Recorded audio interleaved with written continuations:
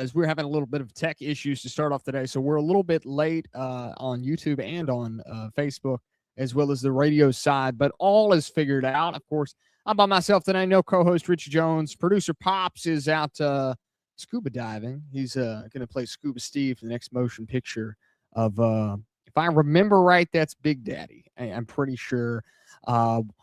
Producer Walker hanging it down back at the station, keeping us live on the air.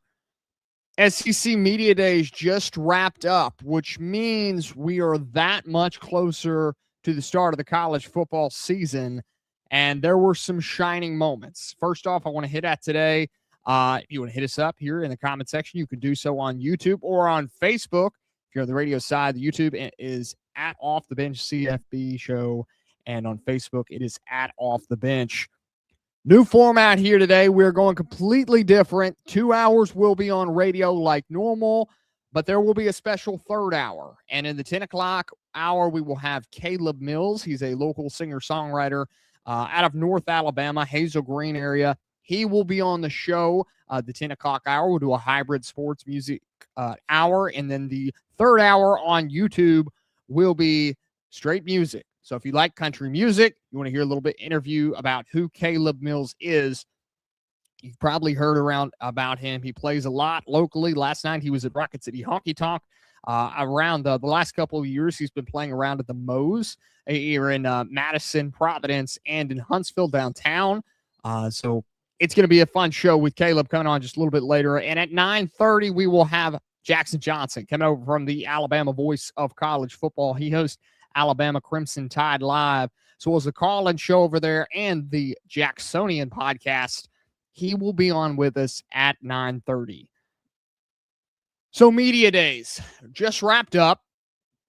It was an impressive Media Days. I was definitely surprised at some of the approaches that some of the new head coaches took. Will Stein, John Summerall, both were very, very confident in their team and the future of their team.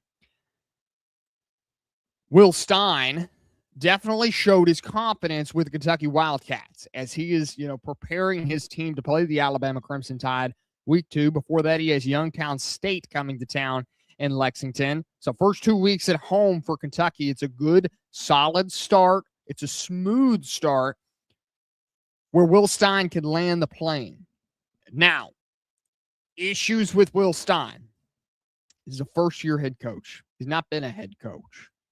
He's coming in there with the confidence similar to Kurt Cignetti when he came into Indiana. It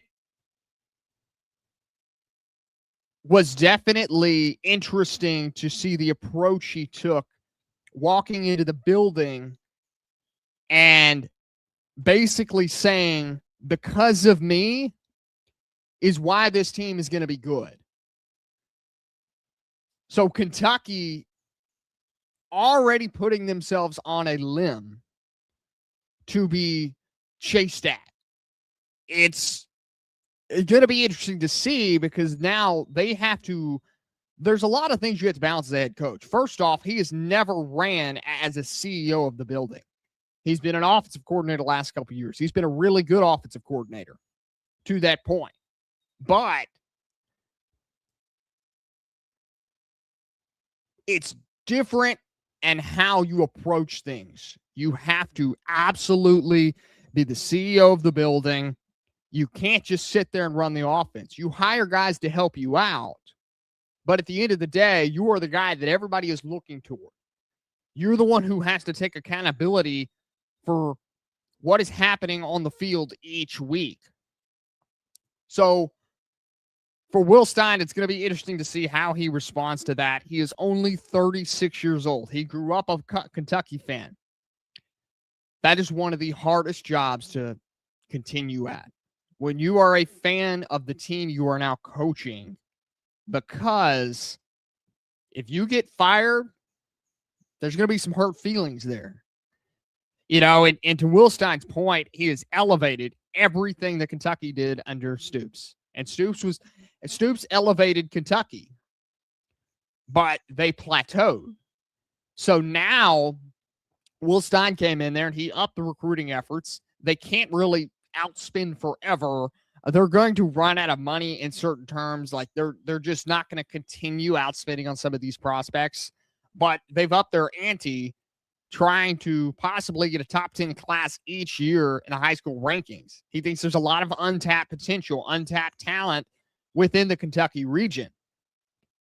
Will Stein has absolutely recruited since coming into Lexington. So everything off the field looks great for Will Stein. If he can put that on the field when it counts in the fall, you're really going to see a different kind of Kentucky Wildcat team coming out of the football field.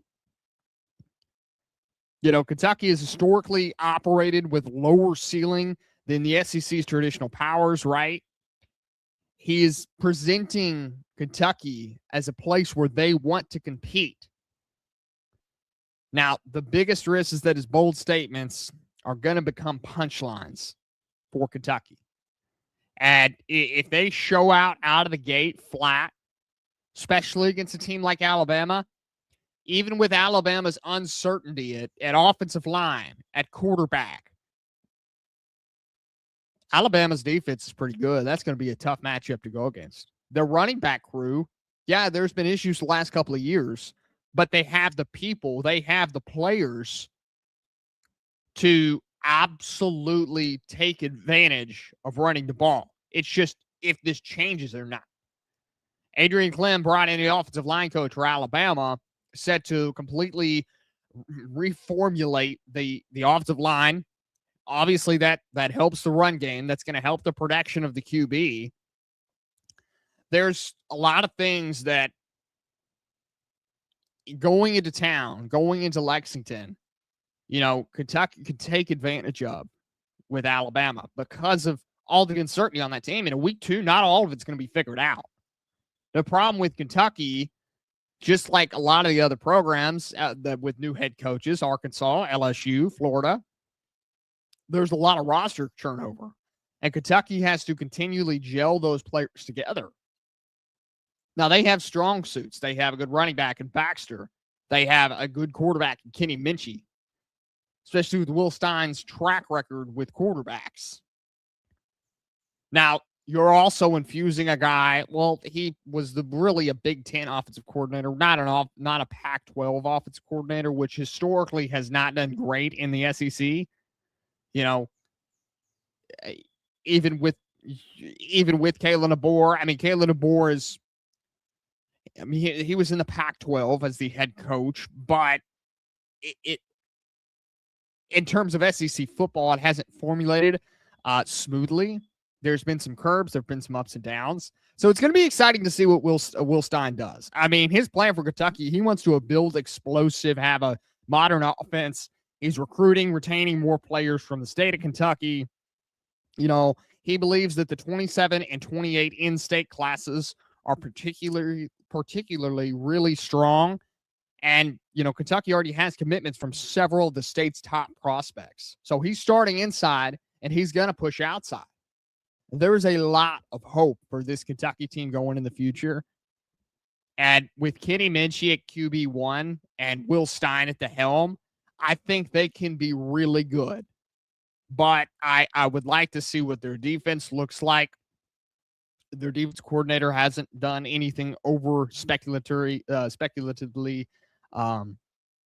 exceptional. So Kentucky's going to have some issues on that front. So it'll be interesting to see what's going to happen here. It's going to be intimidating to start off with them, but there's definitely a spectacle side for the route that Will Stein took, because confidence alone does not solve Kentucky's biggest disadvantages. I mean, they still have to go against Georgia, Alabama, Texas, LSU, Ole Miss, all this other talent in the SEC. Will Stein can build really well, but at the end of the day, he's still in the SEC, which it seems like he understands that. He grew up a fan of Kentucky. He should understand that. There's no reason why he shouldn't. You know, they're not going to be able to consistently outspend the SEC powers, but you can definitely sit in there with the mentality of competing for that. And at the end of the day, if you can walk out with 2 out of the 10 prospects that are 5 stars, or 2 out of the 10 prospects that are in your state and out recruiting your state, it's a successful turn for Kentucky football on the recruiting side because they just haven't done that historically ever, where they're sitting inside a top 5 ranked SEC class. That just doesn't happen for the University of Kentucky in football. So I like Stein. I think he's going to be a good head coach, especially within the SEC. I think he understands what SEC football is all about. I think he has come in with the right mentality, but he's also come in there and put a target on Kentucky's back if they struggle early. And if they struggle early, it definitely is not going to be good for them. Guys, you want to hit us up in the comment section, you can here. Hit us up on YouTube or on Facebook. YouTube at Off the Bench CFB Show, and on Facebook at Off the Bench. If you're on the radio side, you can jump over here, leave a comment, or jump right back over to the radio side. A lot of things to discuss here today. Another one with John Summerall's confidence and how he is doing the phone call within the office, right? Or within the at the podium. Summerall has gone in there and absolutely acted like the CEO of the building, and I absolutely love it. We're going to talk more about that here in a little bit. Jackson Johnson coming on just a little bit as well, 9:30. Maybe see if we can get him on a little bit earlier if he would like. I know he's already in the studio here, so we're going to check it out and see what happens. 7:30 a.m., 103.9 FM, Jocks Huntsville. This is the Off the Bench College Football Show. We'll be right back.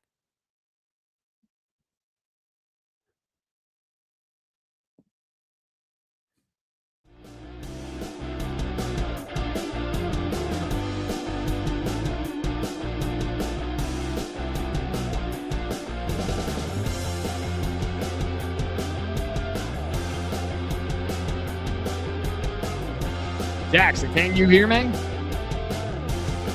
All righty. Hold on. Let me get this music down a little bit. And it won't go down. There we go.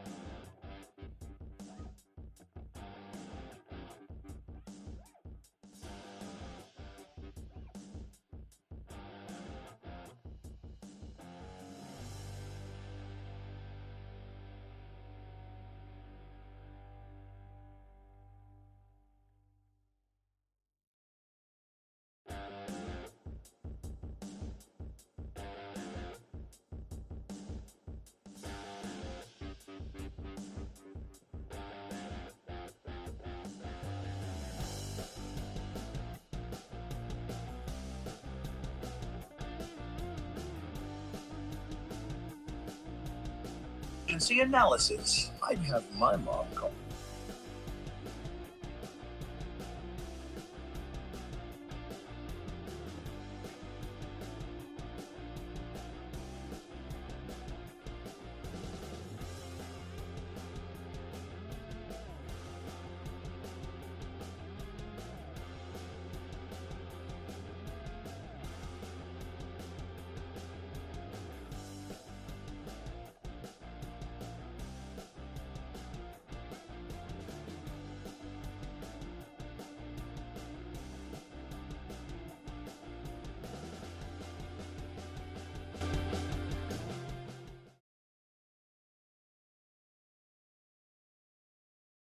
I'm your host, Kelsey Alfine. We are having a terrible echo here today, and I don't know if this is being heard over the radio side. Jackson, here's what I'm going to do because I cannot get this right. I'm going to call you. We're going to connect through the board, and we're going to get you right back on. All righty.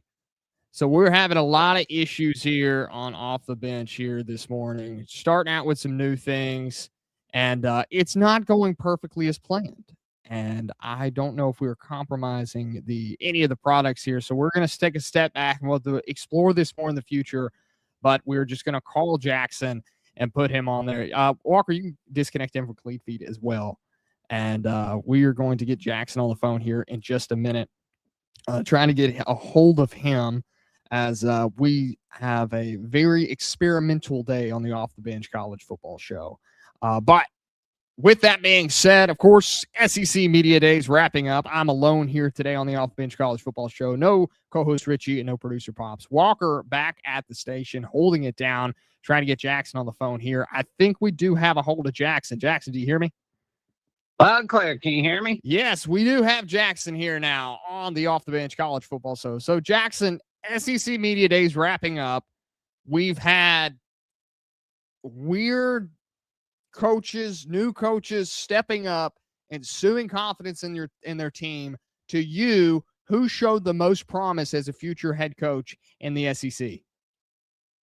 I think as of right now, Summerall is definitely showing a lot of promise for the Florida Gators. I don't think we'll see the results in year one, but I think we'll see the results in years 2 and 3. I think that's the guy that's really shown a lot of promise alongside Will Stein of Kentucky. Because now that's a guy really making the promises that Kentucky could be the next Indiana of the SEC. That's a bold move right there. Well, completely. Will Stein starting off with the target on his back if his team does bad. If they go out and play Alabama soft, if they go out there and play Alabama in just weird ways that are just completely, they're not picking it up what they're putting down. Will Stein starts out with this absolute target. And it's not going to be a fun time because of, the media is just going to completely come after Will Stein. This is going to be the complete opposite of what we could have saw with Cignetti if that would have been the route instead. So Kentucky, doing what Will Stein did, obviously it is going to infuse there's going to be some rub off in the building from Will Stein of this is the team. I am the reason that this is happening, right? Literally his exact quote was, hey, how good do you think this team's going to, why do you think this team's going to be good? Because of me, to be honest. That was the exact quote that was said. And I think absolutely that, Kentucky, and I already think this Kentucky team is going to be good, but I think they just put unneeded pressure on themselves. But at the same time, I guess if the system is proven of how a head coach talks like that early on in his career in the state he is in, I guess it's proven that if it works, it works. And if it doesn't work, there's issues. But we haven't seen it not work yet. Well, one thing to really keep in mind, too, is, like with Kentucky, their best coach ever, like in their history, was Bear Bryant, right? And even he couldn't beat Bear Bryant. That's the fun. Like, he couldn't even beat Tennessee. Like, that was the thing, though. But also, one other stat to remember is that Kentucky has not beaten Georgia at all since 2009. That was on November 21st of 2009 with Mark Jones and Bob Davie on the call on ESPN2.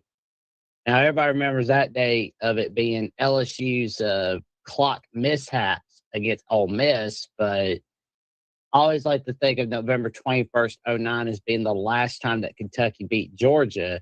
But luckily, I don't think Kentucky's going to have to deal with Georgia anytime soon. Not this year anyway. So Will Stein is definitely making sure he's getting his boys ready. And September 12th of 2026 on ABC at 2:30, we're definitely going to learn a lot about that Kentucky Wildcat squad for sure. Well, I think we were talking about this the other day. It was either during or before Alabama primetime. You can catch that Tuesday nights. I'm the host over there. This was Travion Ware and Carson Becker on the Alabama Voice of College Football. Jackson's on the Monday show, Alabama Crimson Tide Live. CJ Baxter is the running back at Kentucky. Ooh. And we didn't 100% realize that. So, that would have been a guy we're looking at Kentucky closer to the season. We're like, how did they get Baxter? Well, it's because Will Stein is going to recruiting heavy, not only for freshmen, but as guys out of the portal too. So with a backfield of Kenny Minchie and CJ Baxter, a Will Stein offense can be dangerous. Now, the issue that I have with Stein right now is he's never been a CEO of the building. He hasn't been the guy they've looked to for, hey, this is if the whole team's having issues, well, Will Stein's going to be the guy they look at. And I don't know if he's understood that or realized that yet, but it's not just the offense he controls. There's some offensive coordinators that need to be offensive coordinators, and that's where they're going to plateau. Obviously, he has recruiting success here already. The 27 and 28 class look great for Kentucky, which they have never historically recruited high. But for Kentucky right now, Will Stein's getting that done. So I think with Will Stein, there's a lot of hope in the future that they have instilled. I mean, it feels like right now, and I think Kentucky has done this, especially with their basketball program too, is they brought back an alumni. They brought back Mark Pope when Calipari left. And it seems like the route they're taking right now is they want players, or they want coaches who really, really push. Do you know what it means to put on this Kentucky uniform? Because Will Stein grew up a fan of the Kentucky Wildcats. He's been open and honest about that.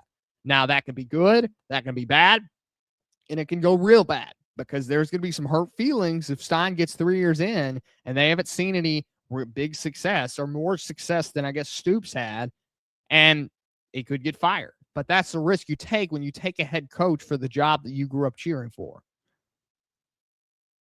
Yeah, and honestly, because we look back at the Mark Stoops era, the first 3 years, right? They didn't make a bowl game those first 3 years.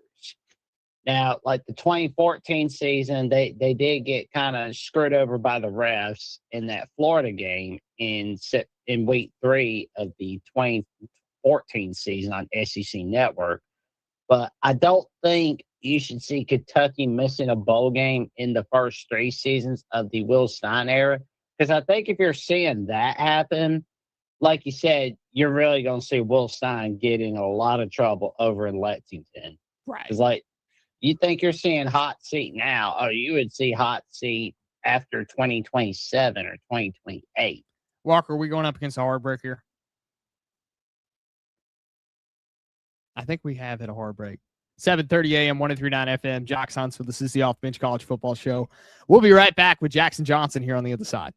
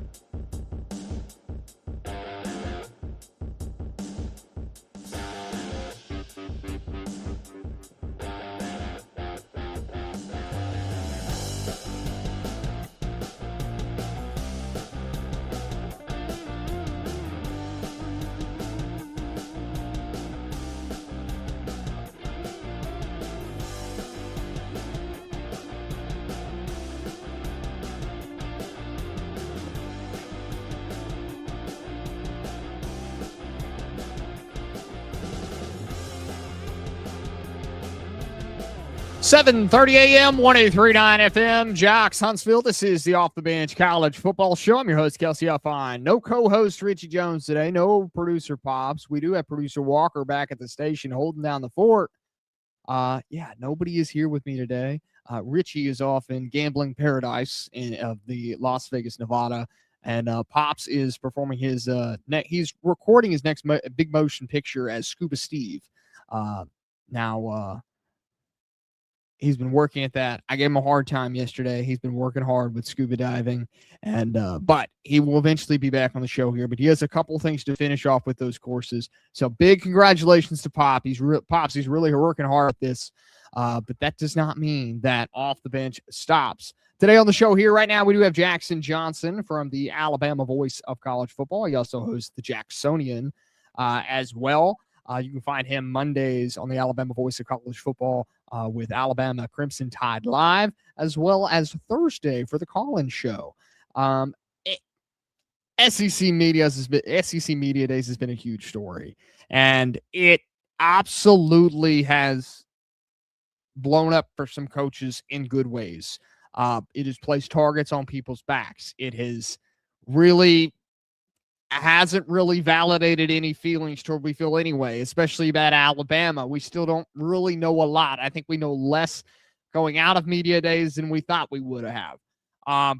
But the other big story that I saw from media days was how John Summerall portrayed himself and how he is doing this team, how he was trying to do Florida, and he is absolutely doing it the right way.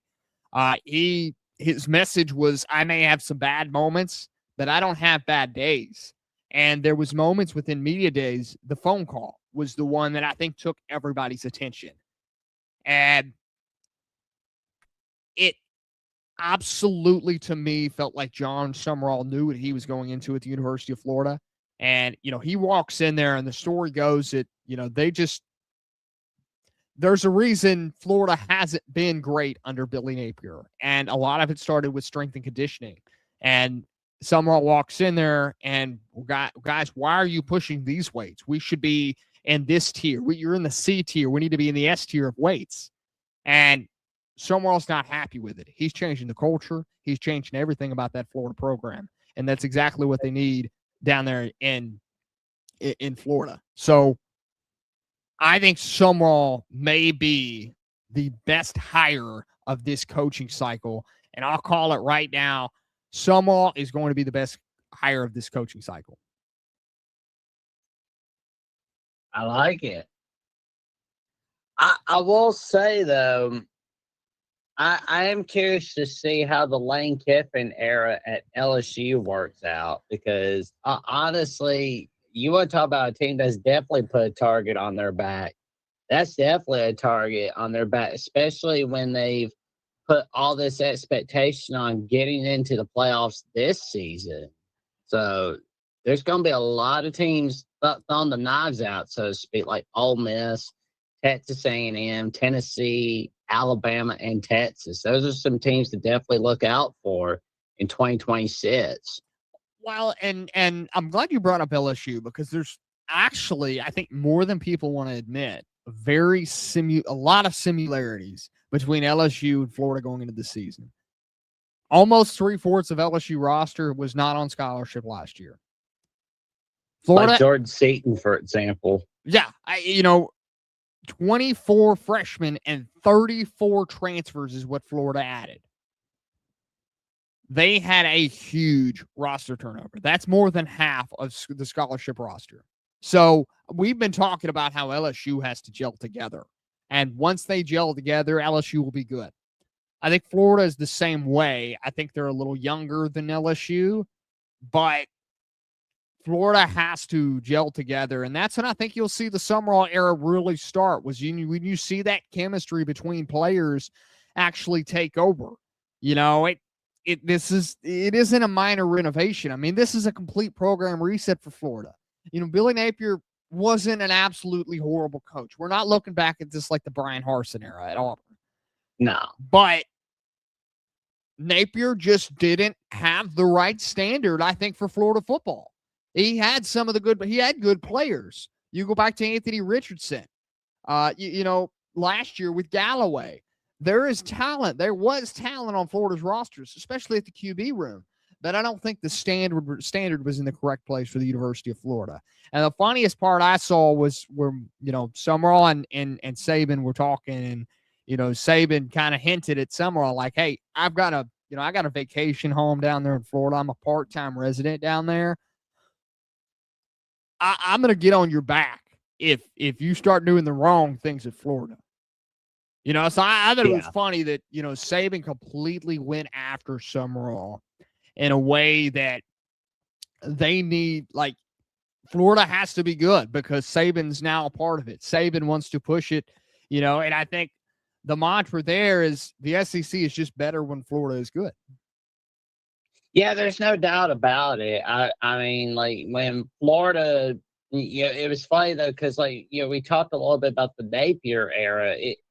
The 2024 season, it looked like Napier was going to be fired ASAP, right? But then they went on that winning streak against LSU, spoiled Ole Miss playoff hopes, smacked Florida State off face the earth, and beat Tulane, former SC opponent from 1932 to 1965 in the SC. But then, there are these preseason expectations that Florida was going to surprise everyone. They were going to have a great year in 2025. But then that South Florida game basically derailed their whole season. And then, like, regardless of the result against Mississippi State, they were just kind of deciding, you know what, we're going to get rid of Napier. And I think, honestly, the Summerall era, I think it's going to be fun how it works out. But September 19th is definitely a day to watch out for. Because, I mean, everybody's going to be watching LSU Ole Miss, right? And, everybody here in Alabama is going to watch Alabama, Florida State. But something to watch out for after Alabama, Florida State is Florida Auburn on ESPN, 6 p.m. Because, some Florida people wanted Alex Golesh to be the next head coach. Some Auburn people wanted John Summerall to be the next head coach. And, it's a shame that Florida and Auburn aren't really playing each other annually in the world of college football. Because, I mean, I actually kind of thought Florida was going to be that third annual opponent, but I think we'll definitely revisit that conversation in 2028 or 2029 on who's going to be the 3 annual opponents for the next 4 years, or 2030, 2033. But the Florida-Auburn game is definitely going to be a real telltale sign as to whether who's going to have that better season between Florida and Auburn. I mean, Summerall's been doing a great job, but Golesh, he's been doing a phenomenal job on the recruiting trail. It's good when you got your former boss, Josh Heupel, giving out compliments on Alex Golesh. So that's going to be a good one to see what happens with Florida and Auburn. Now, although Auburn has been one of the 2 Power 4 teams dating back to 2021 where they've had losing records for that year, where the last time they had a winning record was 2020. Want to know who that second Power 4 team is? Stanford. Auburn and Stanford, last winning seasons in college football were in 2020. Well, I mean, Stanford hadn't really seen relative success in a couple of years. I mean, it's been a little bit. I'm curious to see what Tavia Pritchard will bring for Stanford. I mean, it kind of helped jump-started magic for the Jim Harbaugh era in 2007 with that upset over USC on the Versus Network. So, I mean, I'm not saying he automatically will, but maybe we could see him bringing magic for Stanford in the ACC. So it feels kind of weird saying Stanford in the ACC. It does. So let's jump back. Let's jump back to Auburn and, Alex Golesh and John Summerall. These 2 coaches are really going to define the next 5-10 years in the SEC to see where those programs end up and where they do. Where do you think in the next 5 years, do you see Florida in a better spot or do you see Auburn in a better spot? Because I'm under the assumption right now I can see Summerall and Florida competing for an SEC championship on top of a national championship conversation in 5 years. I don't know if I've seen the same for Golesh. I want to see more consistency out of Golesh yet. Auburn is not the place where the fans need to be expecting national titles year in, year out. Now, Florida, they could argue to be in that conversation. Auburn's not in that conversation. So, but we could have seen these roles flipped real quick. Summerall could have been at Auburn, and he may have changed the tone and said, we're going to go compete for national titles. No matter what the expectation is, year in and year out, we need to be there. And Golesh would have tried to do the same thing down in Florida. But, it's about marriages. It's about who is the right coach married to the right program. And that's when sparks like to fly. That's the problem with Brian Kelly and LSU. That's why that didn't work out. Okay? Kayla DeBoer in Alabama, we're still waiting to see how far that can work out. And that's the unfortunate part. Of course, Kirby and Georgia, that's been always a match made in heaven. So, Auburn, Florida, next 5 years, where do you see them at? Well, as of right now, I think Florida's going to be in a better spot than Auburn. But I think this is definitely a conversation we'll definitely revisit when we get to, close to Christmas of 2026. Because, Auburn, they're always not having a good day. They're just coming up short. I mean, I don't think they foresaw not having a winning record since 2020 when they fired Gus Malzahn after the COVID season, right? They weren't thinking, okay, we've gone through 3 coaches. We can't really win on the road, they weren't really winning on the road against Alabama and Auburn. Like the last time they beat Bama, and I hate even saying this because I get sick to say about it, November 26th of 2010, the comeback on CBS on Black Friday was the last time Auburn beat Alabama in Tuscaloosa. But the last time Auburn beat Georgia in Athens was in 2005 on ESPN with Ron Franklin and Mike Gottfried on the call, I believe. But Auburn, the biggest test will not be can you beat Alabama, Georgia on the road this year, because that's not going to happen. This year's going to be, can you get the 7 wins? Can you get that 8th win in the bowl game? If you do that, you're showing people you're on the right track to success. That's where things will be for Auburn. I'm curious to see where Byrum Brown's going to be. Now, it's not going to be whether you win in week 1, because you're going to beat Baylor. There's no question about it. Auburn will beat Baylor. Even with Dave Aranda right now and how Dave Aranda is right now. I mean, Dave Aranda might be on the hot seat. Oh, I thought Dave Aranda was going to be fired after last year, as a matter of fact. I mean, you go from 5-4 to 5-7?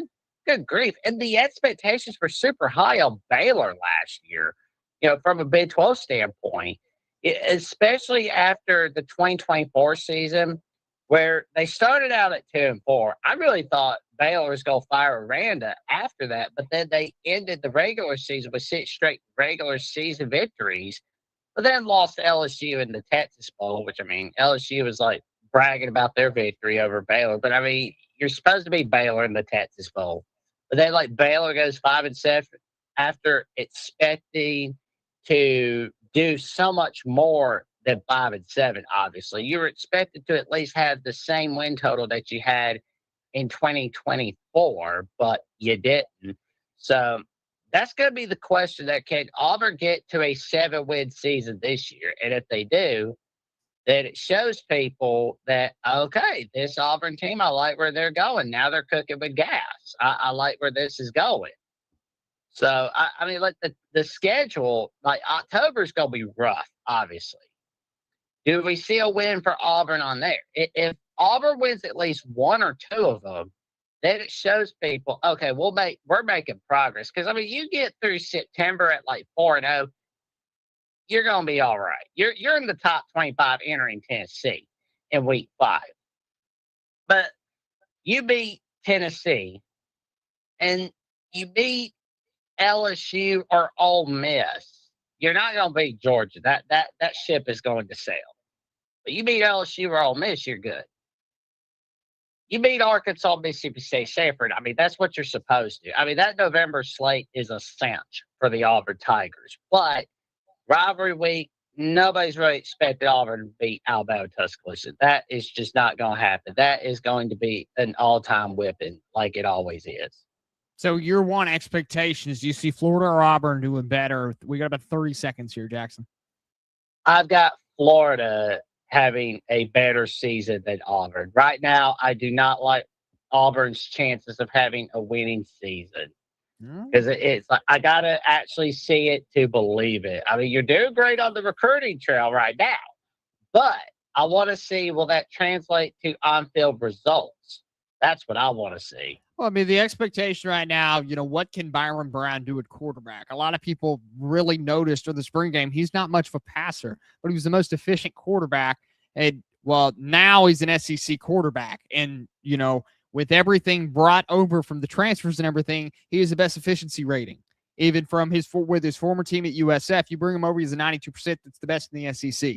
Okay, but at the same time, we saw in the spring game where he wasn't that accurate. He wasn't that good. But that's mostly because he's a running quarterback and he didn't really get to move in the spring game. And I think a lot of people understood that. A lot of people understand that, right? So we'll get to see here. We're still a month out of kickoff for football, college football. So we're still waiting to see. Jackson, we still got one more segment with you on the other side. 7:30 a.m. 103.9 FM.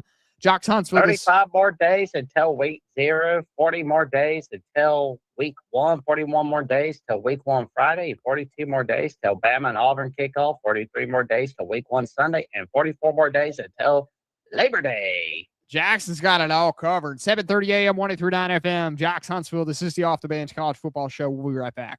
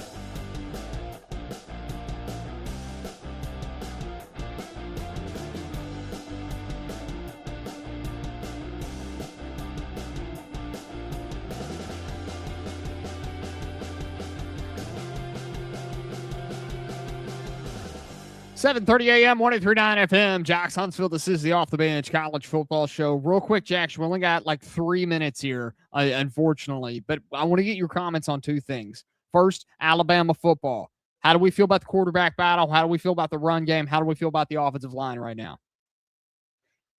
I'll be honest with you. You get the offensive line fits, then everything else on the offensive fits. Now, the running game last season, of course, we were 127th in the nation in rushing yards per game. Now, that's a bad look right there, but I've got a good feeling we're going to be way better than 127th, as well as we should be.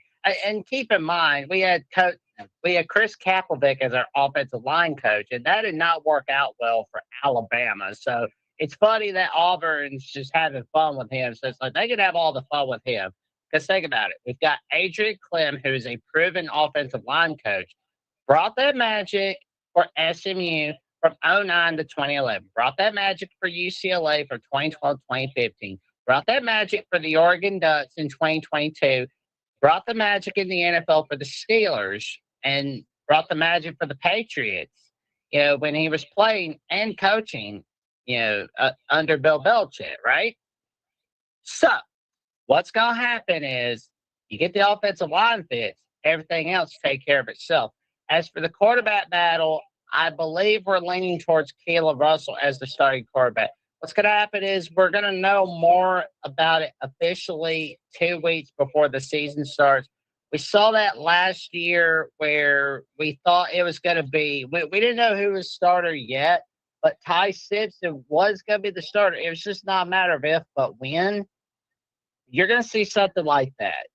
So don't watch for what Coach DeBoer say. Watch the body language. Anytime you hear him say, something about Russell or Matt, because that's going to be the telltale sign. And Russell, I believe, will be the starting quarterback. The running game should be a lot better this season. I like where Carell's going to be going. I like where Kevin Riley's going to be going. We're going to know more about where our offense is going the first 5 weeks of the season, against East Carolina, Kentucky, Florida State, South Carolina, Mississippi State. So we're going to know more on where things are heading for the 2026 season. But I've got a good feel about where the Alabama offense is going as of right now. I hear you, Jackson. Mike Norvell, how long has he got? I got 6 weeks. Only about 30 seconds here. Oh, Mike Norvell is gonzo before the end of October. Before the end of October. I hear you, Jax. We got the bumper music playing. We got to start up hour 2 here in just a couple of minutes. Jackson, we appreciate you coming on. We'll have it more in the future. All right, bud? All right, man. Thank you for having me on, good buddy, and you have an awesome Saturday morning. You too, Jackson. 7:30 a.m., 103.9 FM, Jax Huntsville. We got Caleb Mills coming on in the second hour. He'll be here in the studio in just a little bit. We'll be back right on the other side.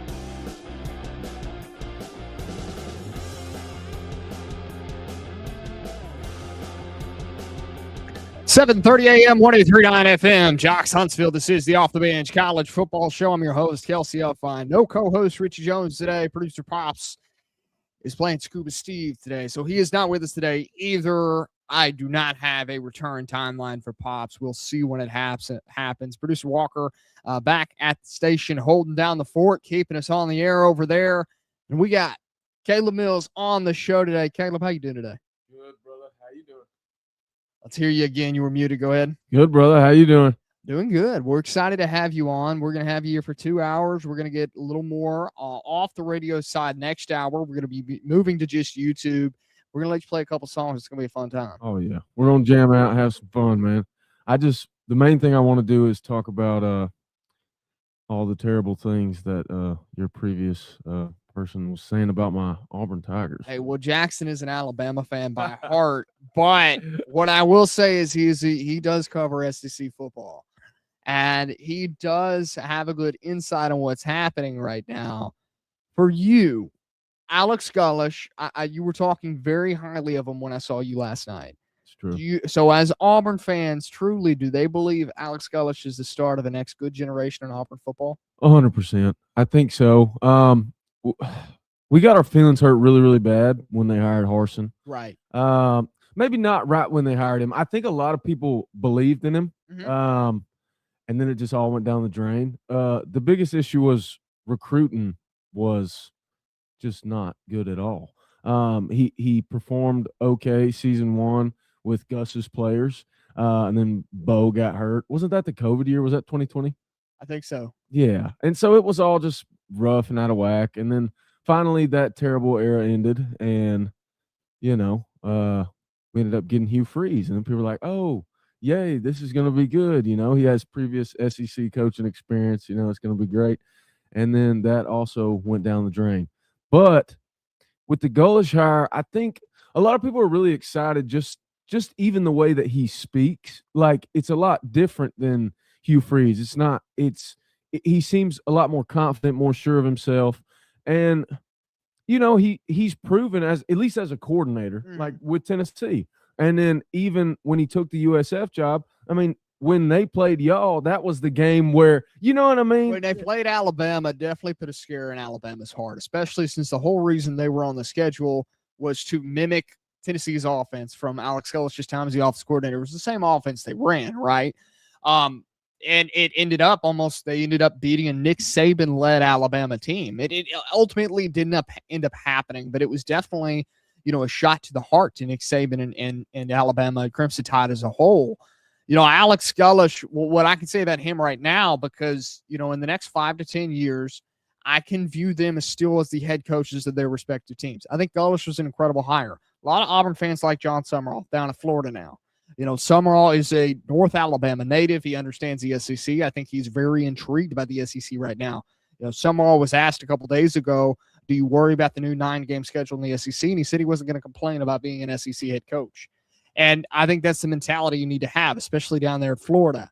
Now, for Auburn, what I'm seeing with Alex Golesh is he's already on the recruiting trail. He's recruiting very well. Me and Jackson just talked about it. His former boss, Josh Heupel, is complimenting him on how he's recruiting down at Auburn. They have 2 good classes in 2027 and 2028, enough to talk some, seismic crap against Alabama and their fans about the upcoming recruiting class for the Crimson Tide and how low ranked it is. So Golesh is getting things controlled. He has done the right things so far down there at Auburn. What I worry about is what the product he's going to put on the field. I think the defensive side is going to be fine. Y'all retained your defensive coordinator from last year. Y'all have picked up some good transfers. LSU, I forget his name. He's probably going to be a preseason All-American. Xavier Atkins. Yes, that's the guy right there, Atkins. He's going to be a very good cornerstone piece on the defense.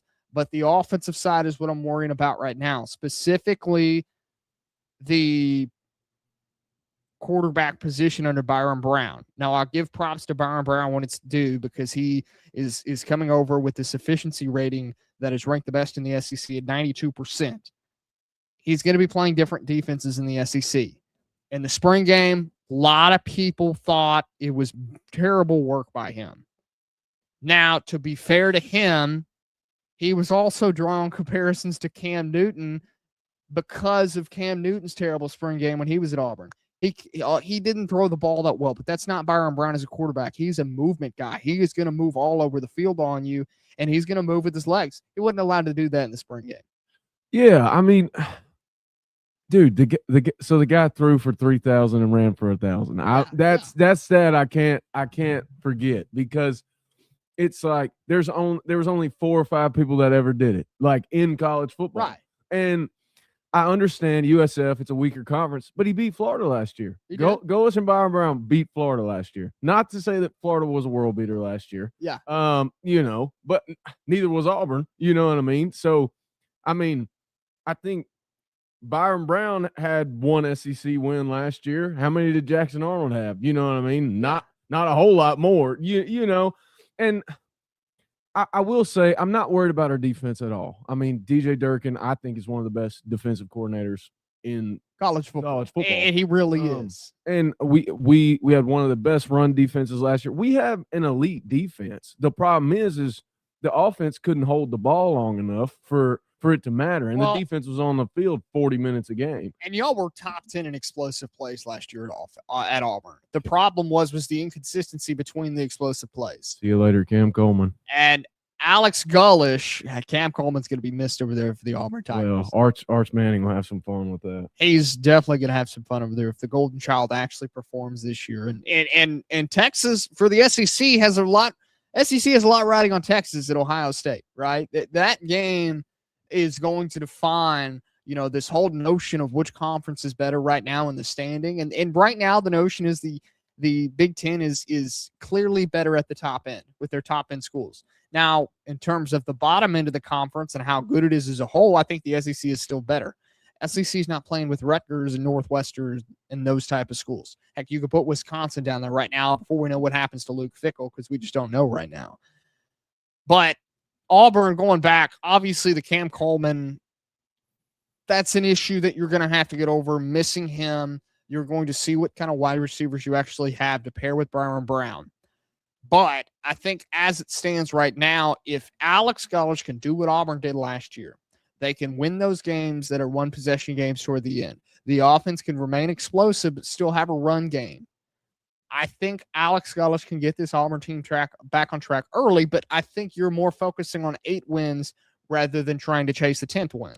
100%. I agree. And it's hard because being an Auburn fan, you want to say, like, I mean, you look at the schedule, okay? We start out and it's like, oh, yeah, we'll be on a roll. The Florida game is really interesting because it's like we almost hired Summerall. It was like, are we getting Summerall? Yeah. Is Florida getting Summerall? You know what I mean? And then Florida got him. So that's our first SEC game, both teams, and it's 2 brand new head coaches. Right. And it's like both teams definitely have been underperforming as of recent. You know what I mean? But I think that we can pull that one out. But also Florida could. But say we win that. So we'd be 4-0. And then who do we got? Tennessee. Okay, well, that's something. Golesh going back to Heupel, and Tennessee has questions at quarterback, right? Or they think they know, but it's not Julian saying, right? Yeah. Not Julian saying. Not Julian saying. Julian. What? His name's Julian, right? What team you talking about? The one that just left, the Tennessee quarterback. Mike McIntyre. Tennessee quarterback last year was Aguilar. Joey Aguilar. Aguilar's not there. They're looking at Faison, right? Faison and McIntyre are fighting out for the quarterback battle. Right. So I don't know. Looking at the schedule, like we'll be fine in that front half, but then the problem is Ole Miss, Georgia, LSU. 3 weeks in a row we play those 3 teams. Right. And that's questionable. So realistically, I could see Auburn. In my mind, we go 7-5, maybe 8-4. See, and I think that's a successful first year for Auburn. I don't think there's any point to coming off losing seasons. Yeah, Will Stein and John Summerall have both put targets on their back, and Summerall's is a little bit different. Summerall's is we're completely rebuilding this program from the ground up, and this might take time, but right now we know what we need to do to get in there. Will Stein for Kentucky has came in there and said, "I'm the reason we're going to be good." And he has changed things overnight for the Wildcats. And, they plateaued with Coach Stoops over there. And now with Stein, He is trying to raise that plateau even higher. But it placed targets on both of their backs. I didn't see any reason that Alex Golesh did that at media days. I don't think that Alex Golesh is trying to put a target on his back. I think he very much knows that for this to be successful, they have to start with an 8-4 season and not a 10-2 season. I don't think there's anything getting away with that. So let's jump over to the rest of the SEC. So Texas, we talked about that in their big matchup against Ohio State. Arch Manning's the golden child. Sarkisian is bust. He is all or nothing this year. Sarkisian doesn't win it all this year with Arch Manning as his quarterback. Arch is going to the NFL. Sarkisian is going to go to the NFL. Ole Miss, look at them. Golding's the head coach there now. He took over later in the year last year in the college football playoff and rallied that team for, I think, 2 wins at the end of that year after Lane Kiffin had to leave the team. I also think Ole Miss is a lot of, not this year, but in the next 2 or 3 years, I think Ole Miss is also in that all or nothing territory because of the raised expectations he has brought with how much success he has brought Ole Miss, even in the college football playoff. He didn't just go in there and lose one game. That would have provided him probably 4 or 5 years to help that team around. But then he got Chambliss back. He's got Kowan Lacey back. Unbelievable. This year is a big year for Ole Miss to one. They're going to compete. They're going to compete for that SEC title and the college football playoff. I think that Golding, with all the things that have transpired, and unfortunately to him, I think it's also put a target on his back where he is only 2 or 3 years to get into that conversation of a national championship, unless he can provide the strict consistency. But Lane Kiffin was going to get them a national championship. Now that Lane Kiffin is gone, they're looking him as the continuation of Lane Kiffin. Now, Lane Kiffin over at LSU. Lane has put the utmost pressure on him to win now. This was the most media-covered college football hire of the last since Nick Saban. Lane Kiffin is absolutely put a target on their back to where they have to win now. 3/4 their roster is new. It is going to take them weeks to gel together, even though they've been with each other since January. $50 million roster. Exactly. Sam Levitt's a starting quarterback there. They're expected to win now. Now, Lane's not going to be fired after 1 year. Do you think this is going to go more like the Brian Kelly sweepstakes, or do we see more of an Ed Orgeron route where he gets a national title? It's just waiting to see when. I think Lane Kiffin can win a national championship at LSU. Okay. I don't believe necessarily that it will happen this year because, like you said, it's first year. Is it possible? Sure. They have to go on a deep run late in the season, and that's if they haven't lost 2 or 3 games already. 100%. LSU is, being an Auburn fan, we've been stuck in this middle tier with Florida and I guess Vanderbilt now, because they've shown that they can play some football with Clark Lee over there. But I still think LSU is like an upper echelon team, even though they've kind of had their ups and downs the last few years. But, I mean, this year, $50 million roster, Lane Kiffin, who's a great head coach. Right. I think they can make a run.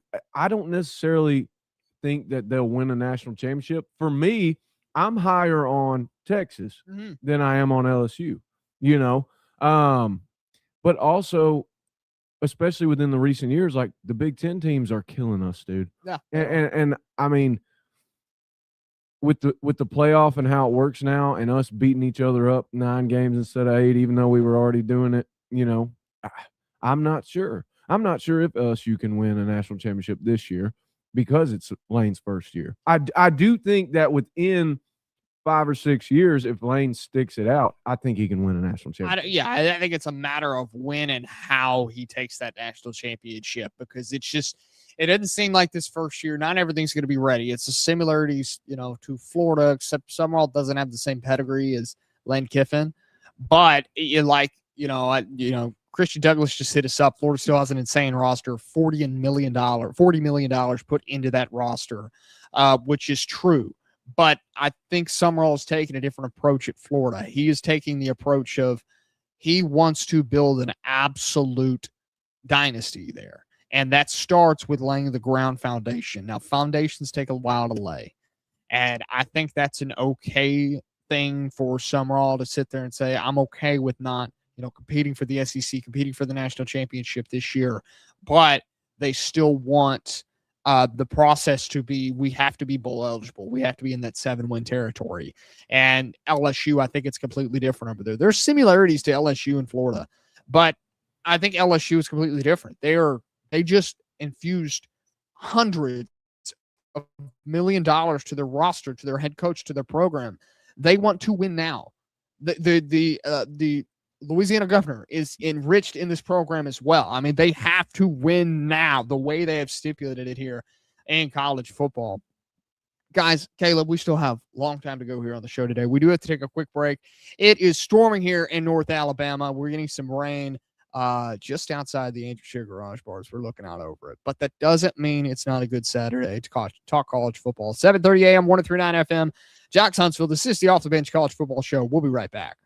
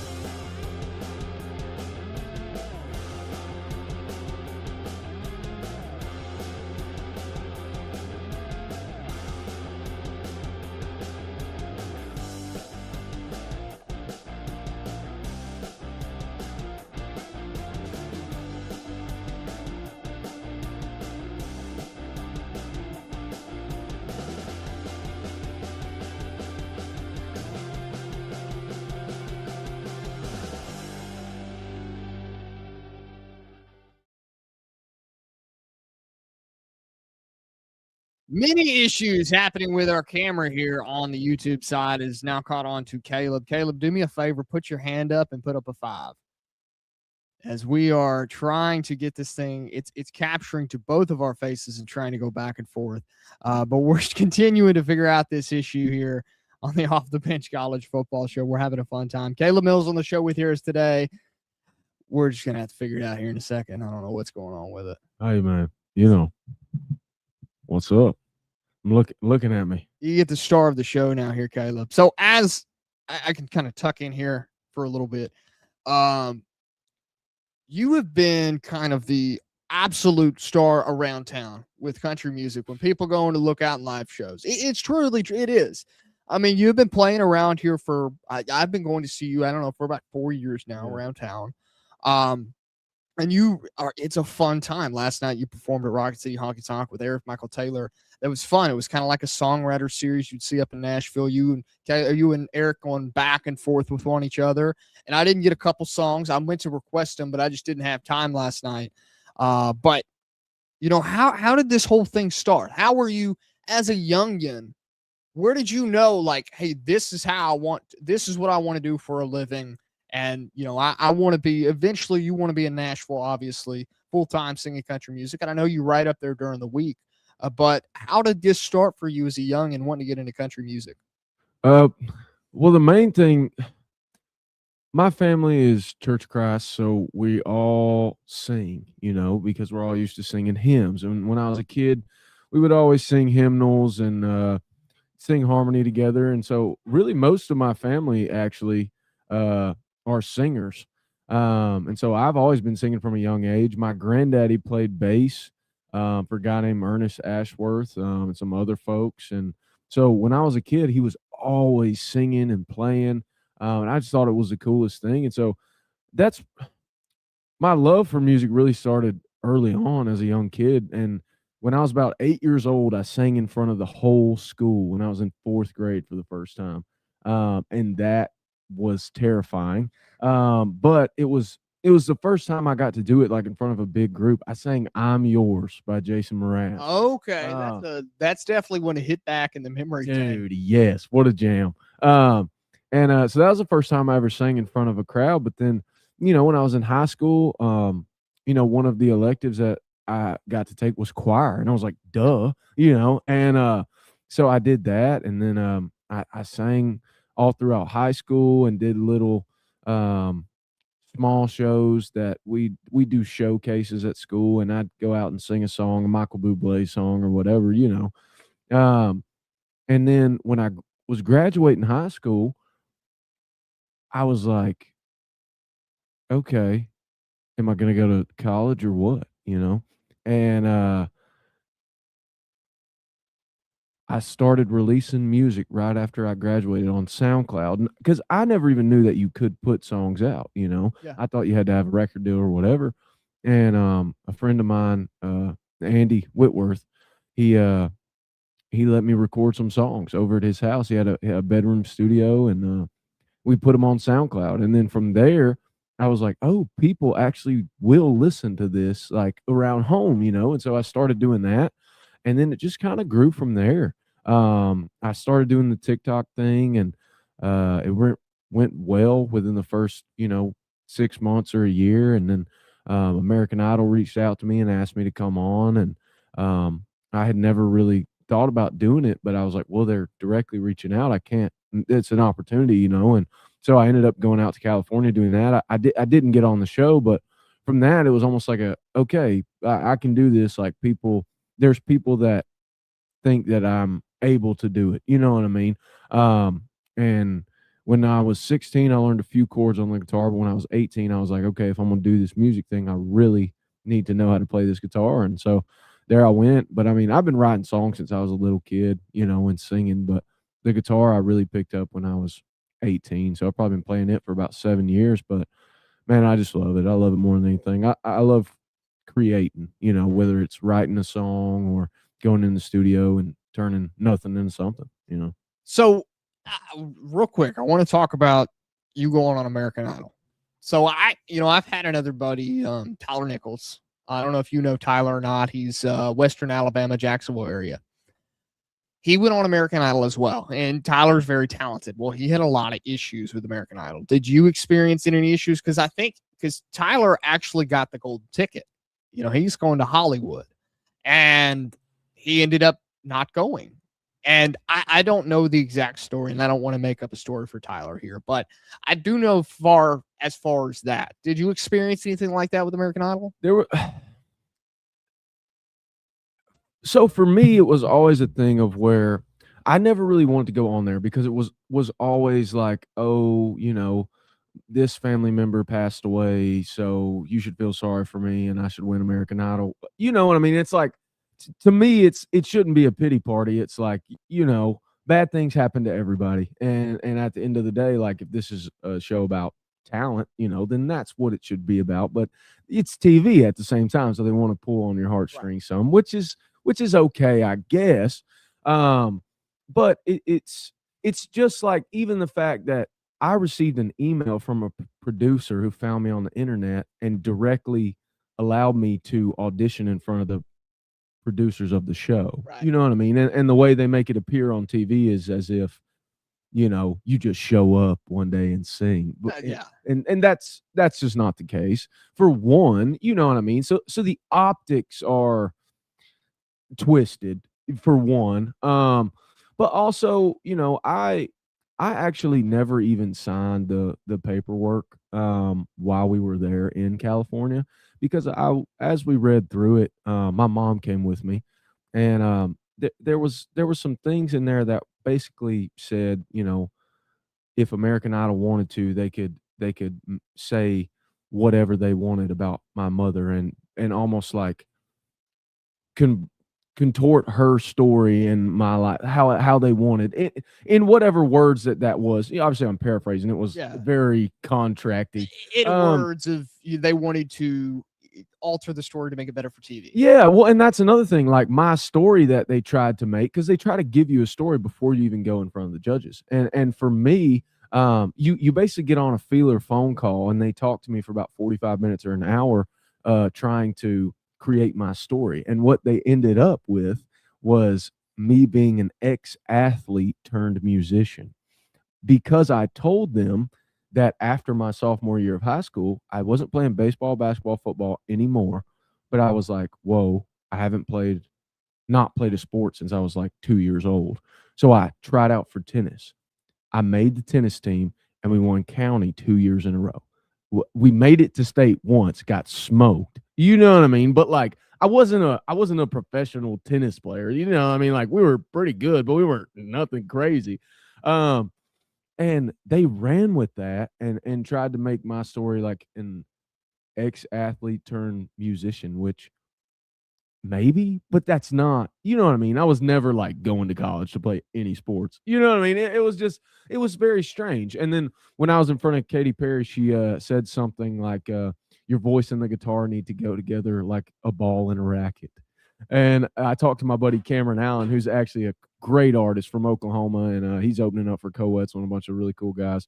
And she actually also said to him that his voice and guitar needed to go together like a ball and a glove, because his story was the baseball thing. Right. You know what I mean? So it's just very like, it's outlined. It's a little bit artificial, you know. Right. And I could get that. And they tried to give you a story almost, because that's almost like the Sam Hunt and that would be Sam Hunt and Riley Green story. I mean, they were both college football players. Sure. And that's a little different for a college football player, but you weren't actively, you didn't pursue sports at any I had no stars, level. Dude. No stars. Yeah, exactly. Right. So I get it. Wasn't on anybody's board, man. I'll say that. Nobody's bored. No connections over there at Auburn.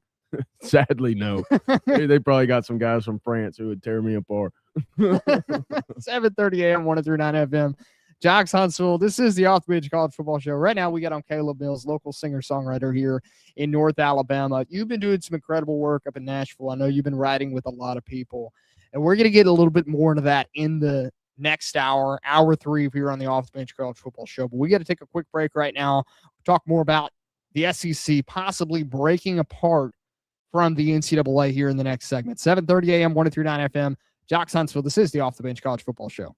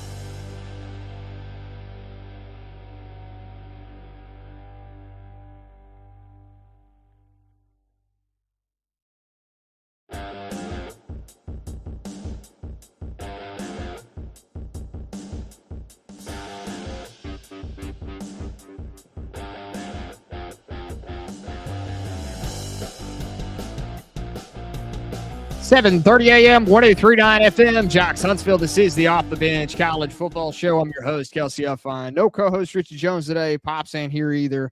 Producer Walker hanging it down there at the studio, keeping us on the air. We got Caleb Mills on today.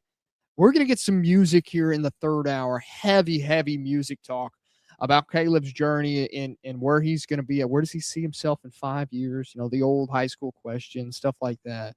But we're also going to get to playing a few songs. We got the guitar hooked up. We're just waiting a little bit here. But before we do that, the SEC this week during media days announced that the possibility of leaving the NCAA is still there. Now, I don't find it as truthfully as a lot of people are finding it. A lot of people are taking it real seriously, like, okay, this could happen. But Greg Sankey has pushed it out there saying it's legitimate. To me, I think this is more of a scaring tactic to say, NCAA, you better abide by what the SEC and Big Ten want to do, even though it may not be the best for the sport. Now, I'll be the first to criticize Greg Sankey that I don't think he is the interest of the sport in his mind. He is the interest of what's best and what's going to make the most money for the SEC. Now, to be fair, that is his entire job, is to promote the SEC, make the SEC better, make the SEC money. But I do not think that Sankey is actually trying to say, we're going to leave if you don't do this. I think this is a bluff. I think you're right. I hear him and I feel him, and it could make sense. I think the main thing is the NCAA has a lot of issues, clearly, as we've just seen with this whole Texas Tech ordeal. I mean, they can't put in a law now without being sued. Yeah, and it's like there's a lot of issues, and what's the word? There's a lot of ways around things, right? And with the NIL, like there's nothing solid. There's no cap. You know what I mean? Like it's all a gray area, and I think the SEC and the Big Ten could definitely, maybe they have wants or ideas to make things better, and maybe they've even took those to the NCAA, and maybe the NCAA is like, well, we want to do it our way. You know what I mean? We think that we're right about this, but at the end of the day, to completely leave the NCAA, I don't know. It's fathomable, but I think it would take a while. You know what I mean? Real quickly here, because I think I want to clear up some confusion. The third hour of Off the Bench will be strictly on YouTube. The radio side will not carry it. Unfortunately, Walker has other duties, and I can't ask her to step away from that. So an update for Walker and the rest of the crowd. If you're on the radio side, move over to YouTube and Facebook at Off the Bench CFB Show on YouTube. And on Facebook, you can hit us up at Off the Bench. Along with that, go ahead and like, subscribe, leave a comment, share the show, get in on the conversation today here. We still have a lot more to talk about with Caleb here. So in regards to that, it's, the reason why this is happening is why you just laid it out. But the SEC and the Big Ten have been fighting for more and more control over this. The argument right now, if we don't abide to this 2014 playoff, that the Big Ten is going to say, we're out of here. Okay. And at the same time, the SEC doesn't want it to change. And they have said, we're okay with moving to 16 because maybe that'll, keep all the heads at the table. Nobody will threaten to leave. It's going to keep everybody happy. Basically that's what's happening with this. But the actual belief that it's not as adequate as, hey, we're up and out of here. I mean, because the problem with, if the SEC and the Big Ten were to leave and just say, we're not going to play anybody else, it's just the SEC and Big Ten now. They're going to get a media deal. The media rights are going to be there for that transition over. They can sell SEC and Big Ten football by themselves. In fact, it would probably be a really good product. The problem is once you create that product, you are now direct rivals with the rest of college football. And I don't think, even if they were to go down that endeavor, it would be as successful as many people likely think. There's a lot of slippery slopes in this.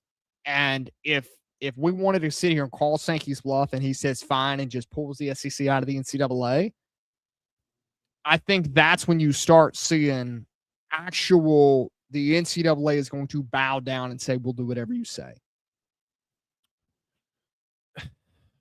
It's been turning into the NFL for a while, and I think the Big Ten and SEC leaving would make it, because then you're saying that would make them direct rivals with the NCAA. I mean, it'd make them direct rivals with the NFL. It would. It's you're looking at a semi-pro level, and then you're looking at a semi-pro level, and then you're looking at the NFL. You're creating 3 different levels of college football. 100%. Not to mention, all the UNAs and all the people fighting to even like have a competitive D1 football team because they're brand new to it. You know what I mean? Like, yeah, the FCS level. I mean, UNA, they just they just put so much money into their program, trying to compete in the FCS. Maybe we'll see in the next couple of years they make that jump to the FBS. Even a couple of years ago they almost beat Florida State. Yep.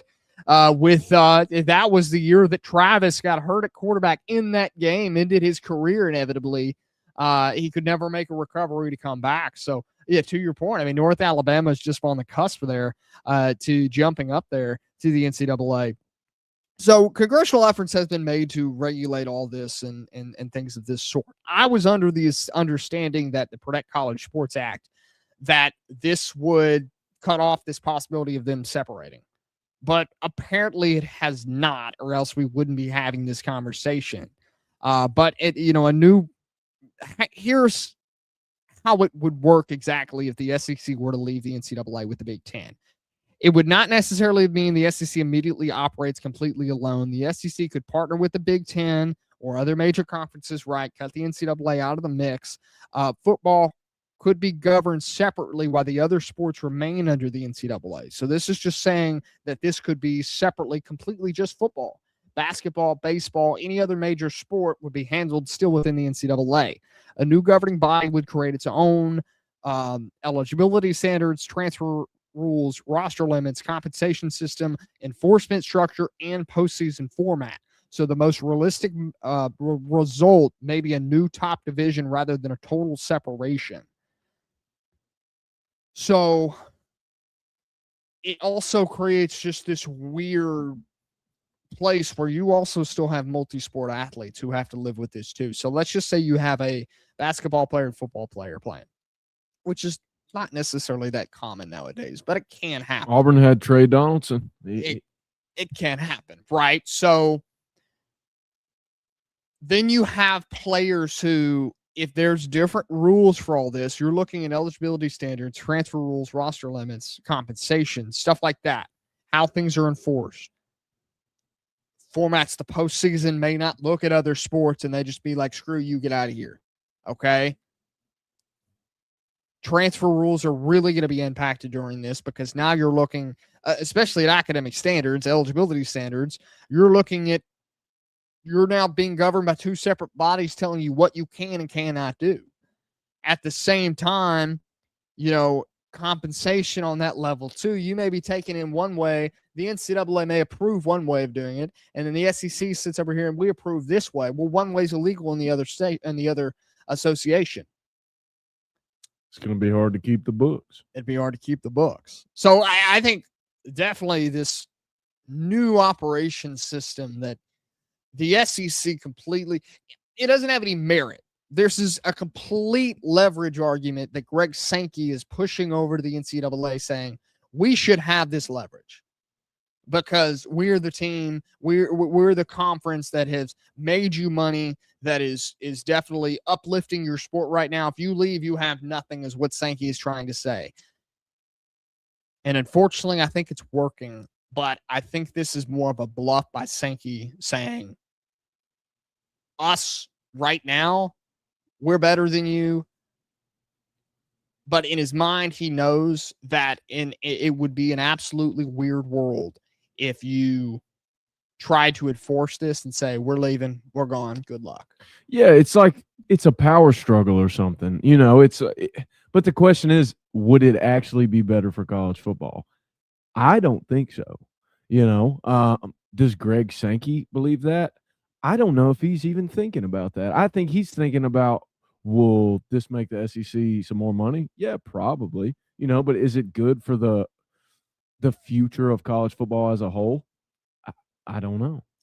He's worried about the SEC and the SEC only, not really the best interest of his sports. Guys, we're seeing you over on here on the comment section. We're not forgetting about you. Rocky Perry Jr. hit us up, said, "Sup, Caleb? Roll Tide." Hey, Rocky. War Eagle.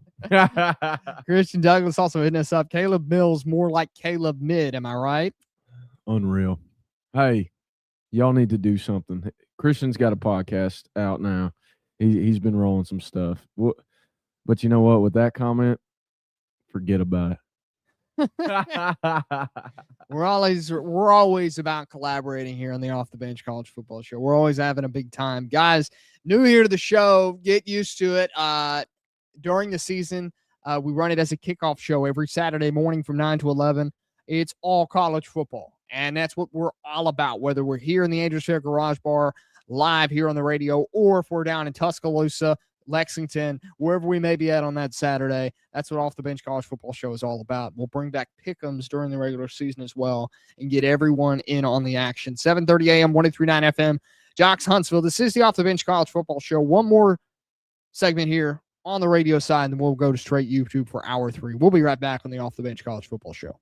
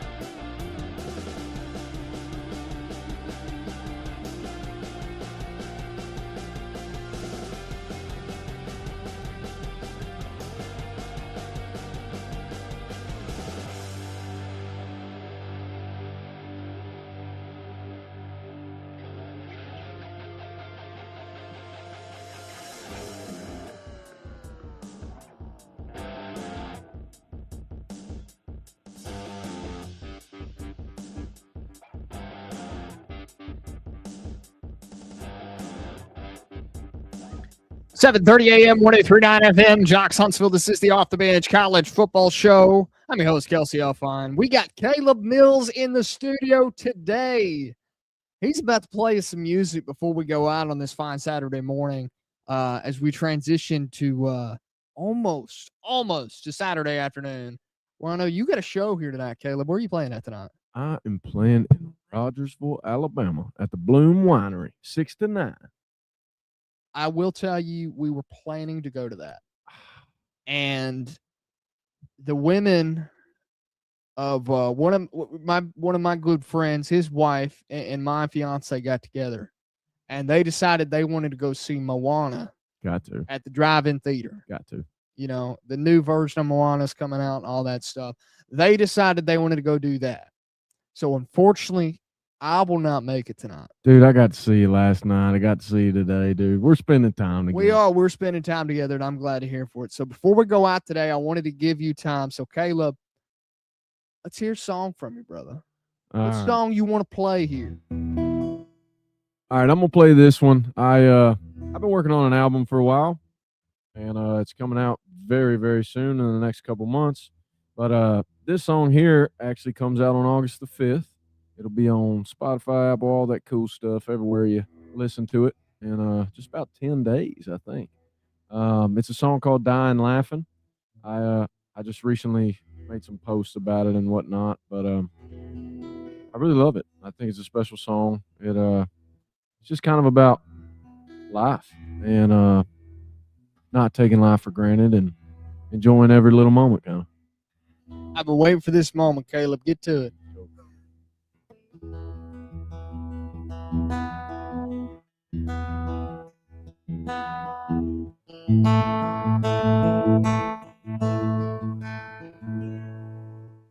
Spring break 16, Panama City Beach, first taste of liquor in my cup. Couple friends and some cigarettes, staying out till 4 a.m., talking about us growing up. At the time of our lives, said our goodbyes, those days that I reminisce. Now when I'm looking back, can't help but laugh on a memory that I don't regret.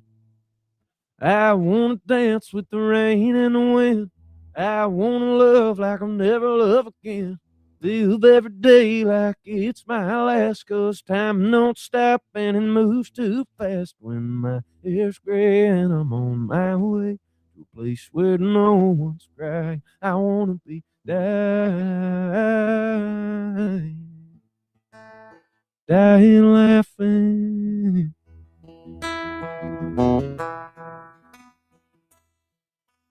"5 years fly in a plane cover now. We was headed back home on our honeymoon fly. Went back to get her back from the hotel lobby. Funny what you do when you love somebody. Anything to take that weight off her chest.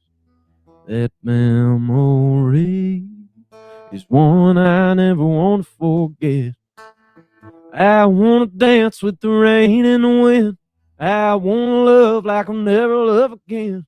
Live every day like it's my last, 'cause time don't stop and it moves too fast. When my hair's gray and I'm on my way to a place where no one's crying, I wanna be dying laughing."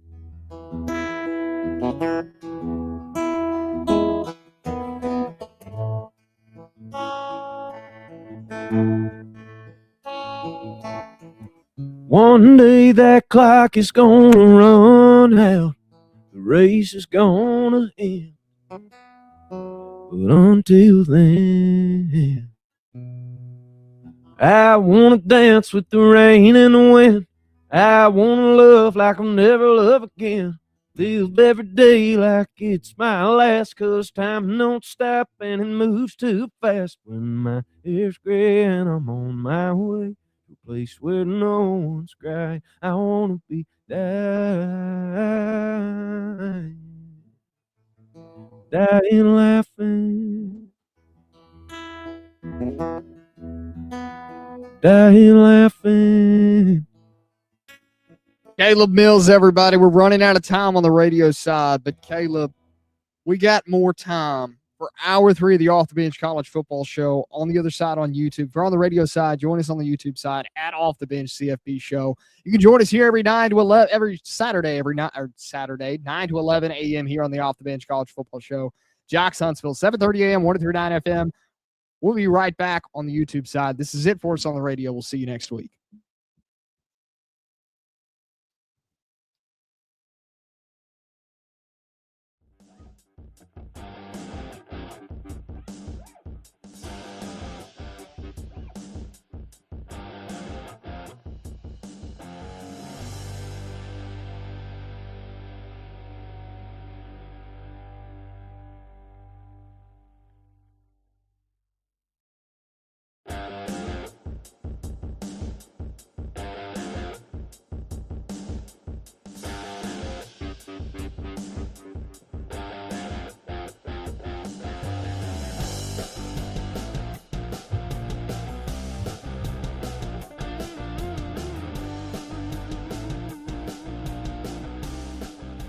All right, YouTube side, we're going to take a quick break here and get back to the action here in just a second. We're going to recap things, make sure we got everything situated right, and we're going to break back right in with Off the Bench, Hour 3 with Caleb Mills here on what I'm calling Off the Bench, unplugged and unfiltered here.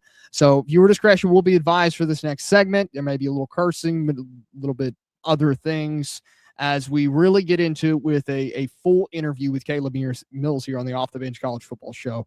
So we're going to take a quick break and we'll be right back.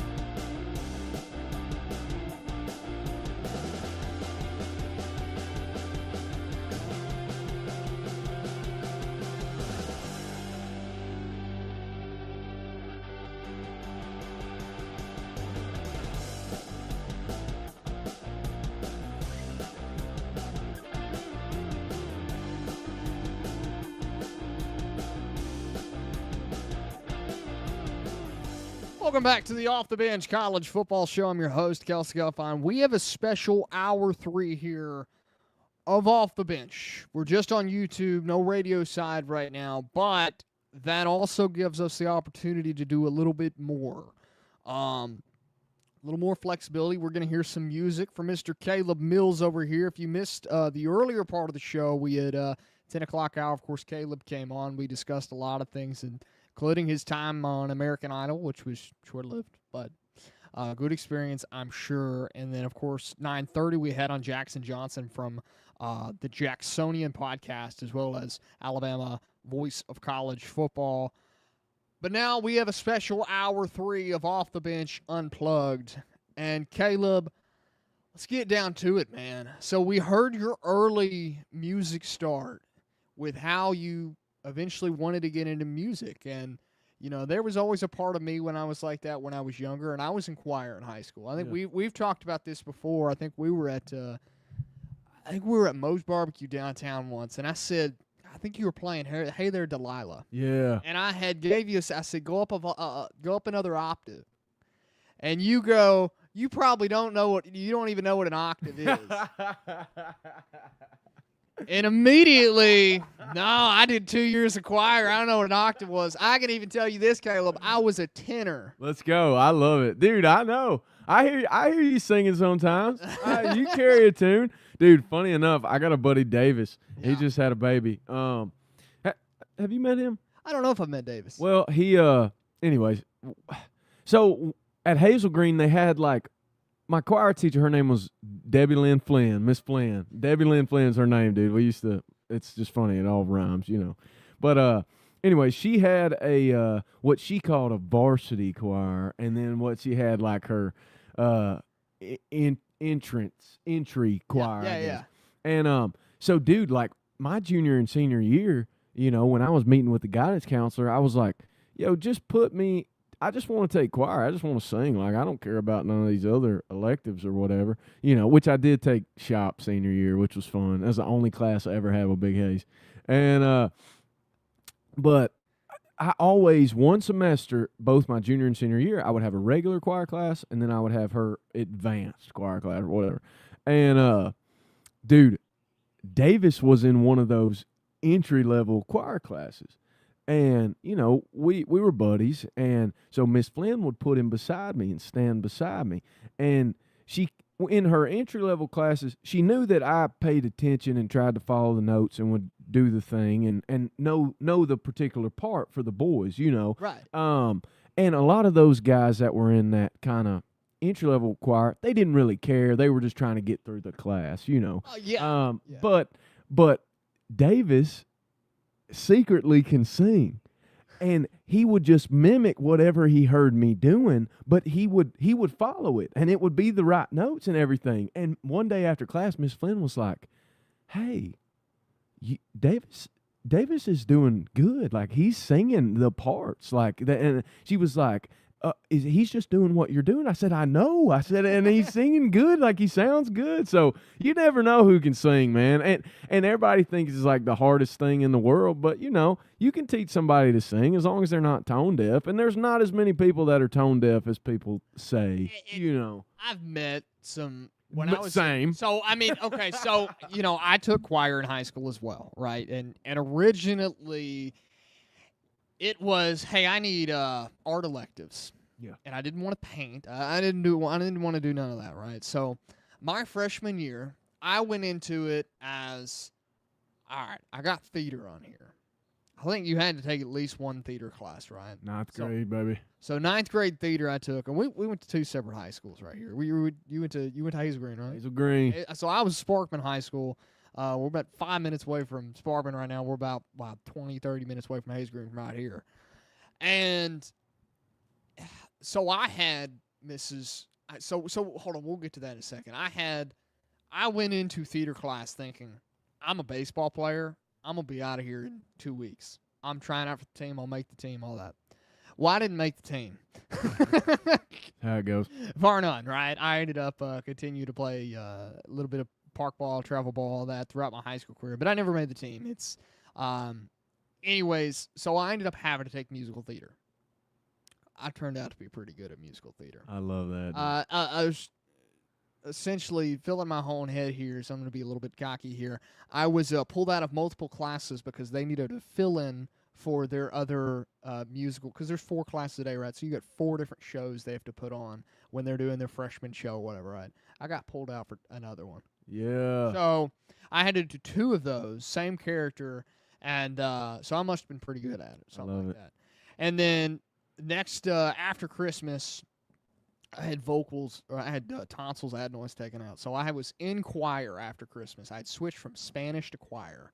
I had the choir teacher, Mrs. Graham, 9th grade year. She ended up being my business teacher at the first semester, and then the second semester she was my choir teacher. Switched over from Spanish to choir. First 3 weeks I couldn't come into school. I was recovering from surgery, all that. So I get in there. Let's say, I don't know, a month goes by in a class. Me and my 3 buddies decide we're going to form something to sing during every Friday. We could sing up in front of everybody in class. So we were like, we're going to form a band here. Okay. We were the Backdoor Boys. Oh, yeah. The Backdoor Boys. And Mrs. Graham knew exactly what we meant by Backdoor Boys. Oh, no. She knew. She was the type of teacher. I don't want to call her out here. She would call out a "that's what she said" joke. Oh. So you knew that when we said we were the Backdoor Boys, she knew exactly what we meant. And we were playing off words, joking funny. So we ended up singing some Backstreet Boys songs. Of course. In front of the class. And I know 2 of my buddies that were in that group still do music. I think one's in college for musical theater, and the other one has a band that plays around town too. You know Trip Carpenter? You heard of that name? That sounds really familiar, but I don't know if I met him or not. I think Trip's the only one still around here that does music. My buddy Dylan was in that group as well. I think he's doing construction now. He went to University of Alabama. And then my buddy Blake, he's at a school in Tennessee. I forget the name of the school, though. It's an arts college. But he's still doing musical theater. All 3 were great singers. Me, I don't know. That's still a decision to be made. I don't know. But we ended up singing I Want It That Way by the Backstreet Boys. Yes. And it was absolutely hilarious because we didn't go out and say, hey, you're going to sing this part. You're going to sing. We didn't do none of that. We just kind of guessed. And it turned out horrible. Been there, done that. There was these boys in my class. There's a guy named Ryan Jackson, Micah Manise, Nathan Lonis. Now, we practiced and we tried to get it tight, and it went okay, but we probably should have spent a little more time on it, but it wasn't the worst thing. But Miss Flynn always had these, what she called full moon art festival or full moon something, not full moon art festival. It was like a full moon. I don't know what she called it. It was something with the moon. But anyways, and you could basically, it was an after school thing. It was a fundraiser for the choir. And the 4 of us got together, decided all 4 of us were going to wear polos. So we all had, I think I had like a navy polo, and somebody had a black one, somebody had a pink one, somebody had a light blue one. And we sang a One Direction song, which one is shot me out of the sky, you're my kryptonite. What is it? So get up, get it out of my head and fall. And dude, the 4 of us singing. I still have a video on my phone somewhere, and we're all like 15 and 16 in our polos. Man, it was fine, But it's fun, man. I love music, and it's always fun doing it with other people. Like even last night playing with Eric, like. It's always a good time, man. But last night was a fun night. I mean, y'all. Dude, I hate that you guys had to go because I mostly played originals in that back half. Yeah. In the front half, I was doing more cover stuff. So if I ask you to play, I know there's one song that y'all could have done. Yeah. And I wanted to hear Eastbound and Down, but I want to hear both y'all do it. There's another one that I thought would be cool, but I didn't know if you'd either heard it or you would do it. Okay. You heard of the Taliban song, Toby Keith? I have heard that song. Yeah. Could you and Eric have done that last night? I don't know it well enough. Okay. I've listened to it, and people be like, "Check this out, isn't it funny?" And then it's a it's funny like, song. But I haven't listened to it enough times to like know it. Right. Yeah. Right. And I mean, I get that. I just thought it'd be fun. Shoot, Eric might. He might. Eric's dad's an old Desert Storm vet. He might understand it then, and I don't know. I thought it would be cool with we just had 4th of July come around. I and know. It's like that'd be kind of sick. Hey, Uncle Sam, put your name. That's always, dude. Anytime, it doesn't matter what time of the year it is. Yeah, you sing that to some people who are having some beers, man. You can rock out of some Toby Keith. Yeah, dude. I'll tell you, the first time in choir, I told you every Friday we'd get up and we'd have the chance, and she put on karaoke and stuff like that, and we'd sing to it, right? She had a microphone and all that stuff, right? So first time I got up in front of the entire class, and we probably had 30 people in that class, and I decided, all right, I'm going to do a song today. I had memorized lyrics, all of it, and I get to the third verse and I forget it. So, and it took me about 15 seconds, and I got it. She paused the song. We restarted it right back up. It was "Woke Up in Nashville" by Seth Ennis. Okay. Do you know that song? I don't think I do. Okay. Well, it's a good song. You have to listen to it. Okay. But I got in front of the class and embarrassed myself with that song.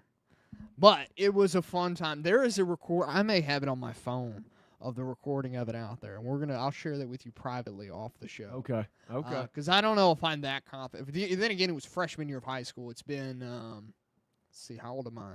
It's been 5 years. Holy crap! It's been 5 years since I graduated. Another 4. That was almost 10 years ago.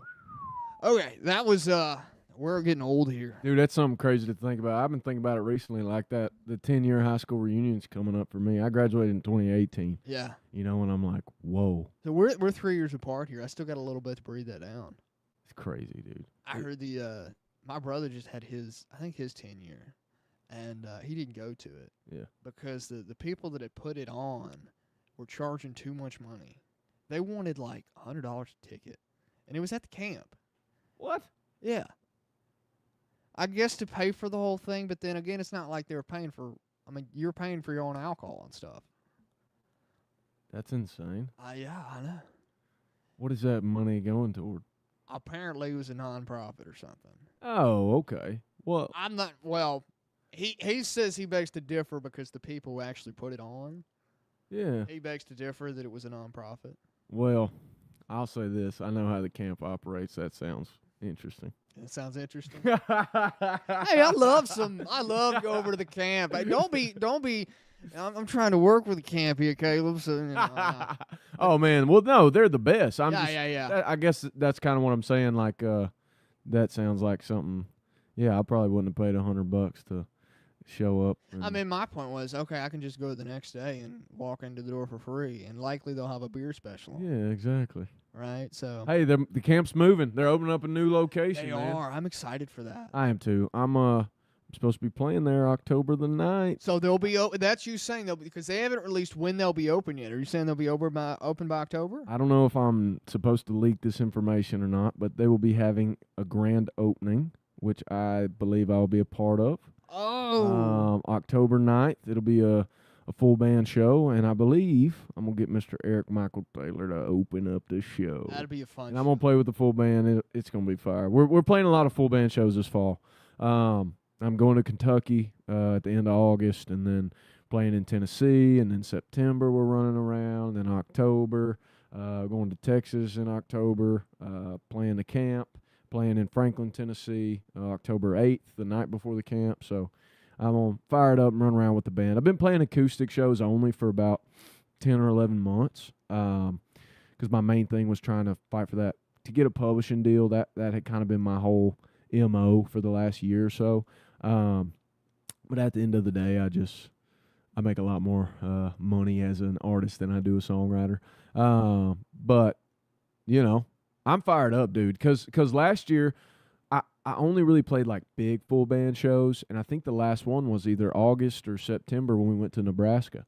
I got to open up for Sam Barber. It's freaking sick. I remember that. Yeah, it was awesome. That was the biggest show I ever played. There's 4,500, 5,000 people there. It was like, it's incredible. Dude, it was cool. But I haven't been out with the band in 10 or 11 months, and starting in August, we'll be running around. I'll be posting a little kind of full band tour flyer, I guess you could call it, here in the next week or so. Oh, that'll be sweet. It's been a while since I heard you with the full. I think the last time was at the camp.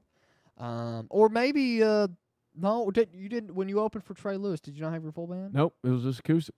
You're right. I think it was. Yep. Yeah, that was a rough night. We missed the Off the Bench College Football Show the next morning. No. We did. Yes, we did.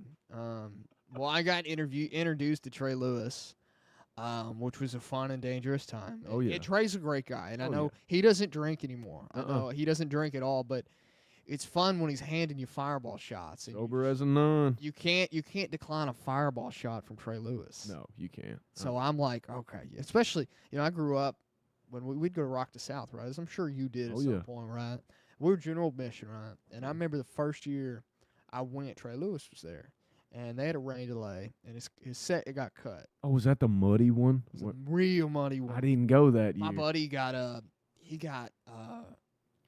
reposted on Old Row. They were sliding in the mud right next to the concessions, and they reposted on Old Row. So that was cool. When we were 17 years old, that was really cool, right? And then, but Trey Lewis's his set got cut short, and they let him come back out. By this time, I don't know if Trey was hammered or not, but he came out, no shirt on, started twerking, singing "Dig Down in Dallas," and it was a fun concert. Caleb, we still haven't got we're 19 minutes in. We haven't even gotten to any of your music yet. I can play something. Let's see.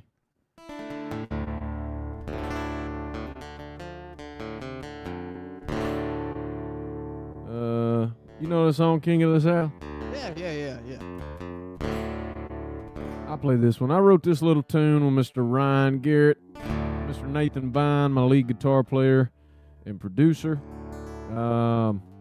This song's out on all the platforms and stuff. It's called "King of the South." And, man, I really want this. I wish the freaking SEC would make this their theme song. I think the royalties would be nice. Well, while you don't have the SEC, you do have the Off the Bench College Football Oh, dude, Show. we're going to make it happen. Oh, yeah. Look, yeah, before I go, we're going to make sure everything's squared away. We're going to hook Mr. Kelsey up here. Let's see. This song's called "King of the South." Sounds kind of like it.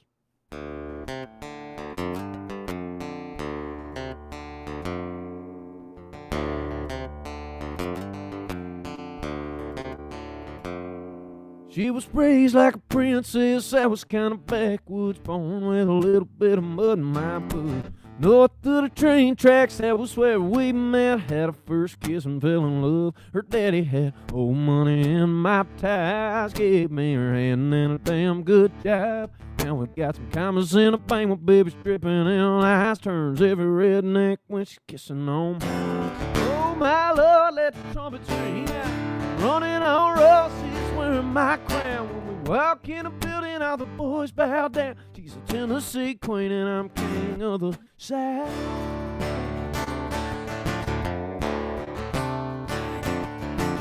Our last name's engraved on the gate. Doves fly when we pull out the drive. Limousine tempered, y'all know who it is by the horns on the hood of this ride. The smoke shoulder steps out the side. Oh my Lord, let the trumpets ring out, running on Rossi's wearing my crown. When we walk in a building, all the boys bow down. She's a Tennessee queen and I'm king of the South.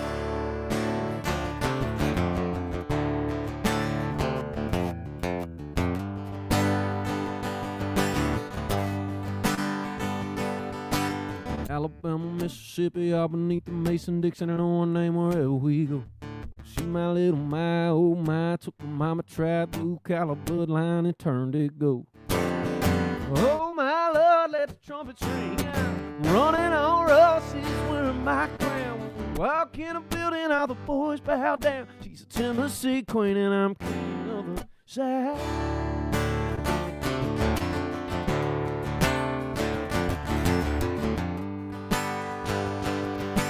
Tennessee queen and I'm king of the South. All right. Ooh, that song's called "King of the South," man. I could definitely see that one being definitely because it follows the college football is. saying it's the South, right? Come on, SEC Network, hook us up. I don't. And Yeah. plug off the bench too. Give us all of it.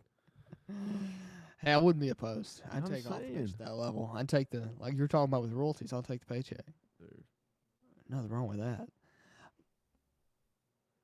You've had like this almost like, I'm surprised that, and you're actually you have a good following. You have a big audience, especially on Spotify. I check it. I mean, you have popular songs. I know "Survive" was the first one where that was kind of how I met you. Yeah. Was my buddy Mike? He had texted me, said, "Hey, we're going to see this guy play music.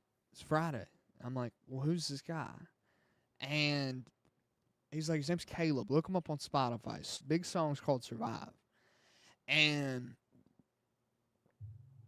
I looked up Survive, and I'm like, man, this stuff's pretty good, right? And I go in there. I don't know what I'm expecting, right? I'm going in there to check it out. And I'm like, all right, we'll check how it is. And you play Survive, and used to with Survive, and I haven't seen this a little bit, you'd get the whole place rocking. Oh, with yeah. Survive.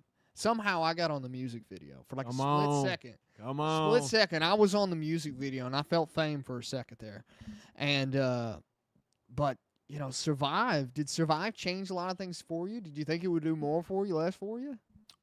Well, it definitely. I mean, it kind of changed everything. When it happened, well, and funny enough, like I didn't know, like I didn't even think I was gonna record that song when we wrote it. Were you sending it out to other people? I was like, well, what happened is, so there's a guy named Caleb Lathrop, and I love Caleb. Yeah, we've written a lot of songs together, but this day that we wrote "Survive," it was the first day that we had ever written, and Caleb had this idea, and he started playing it, and it was like very like.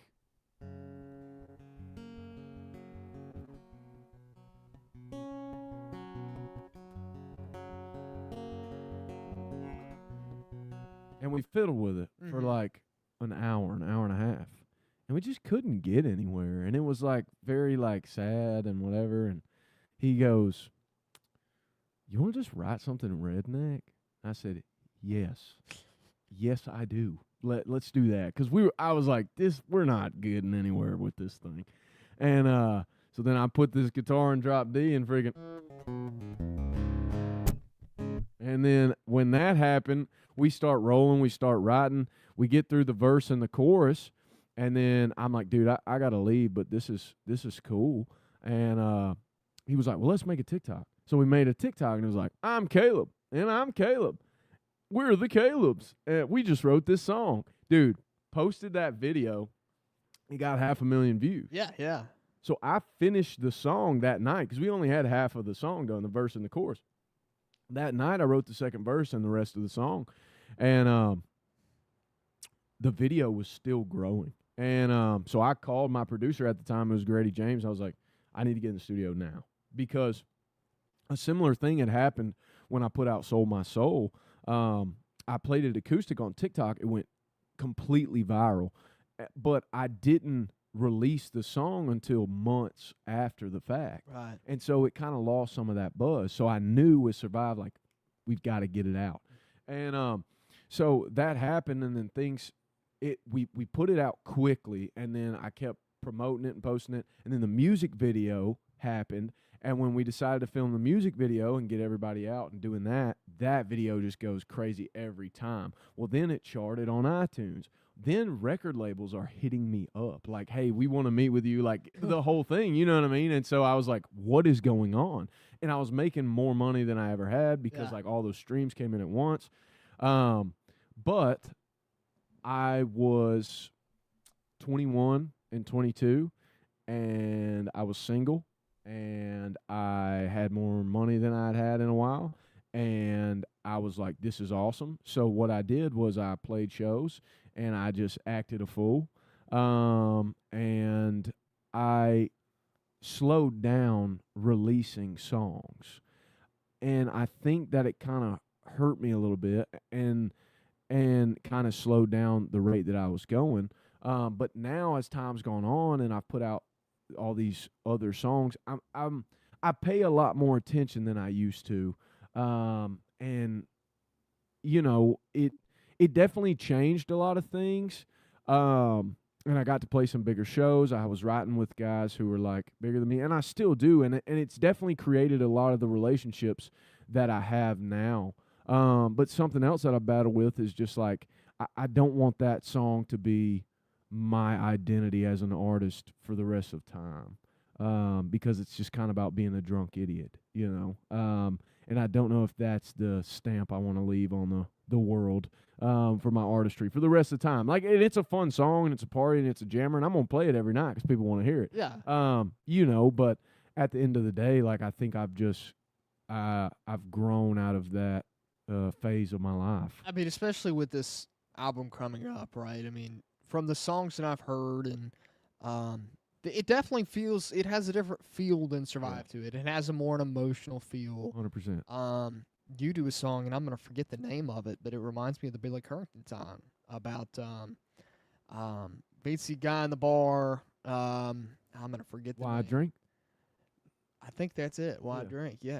I'm in a man at happy hour, but he didn't seem happy to me. Yeah. And it reminded me so much of that Billy Currington song. Yeah.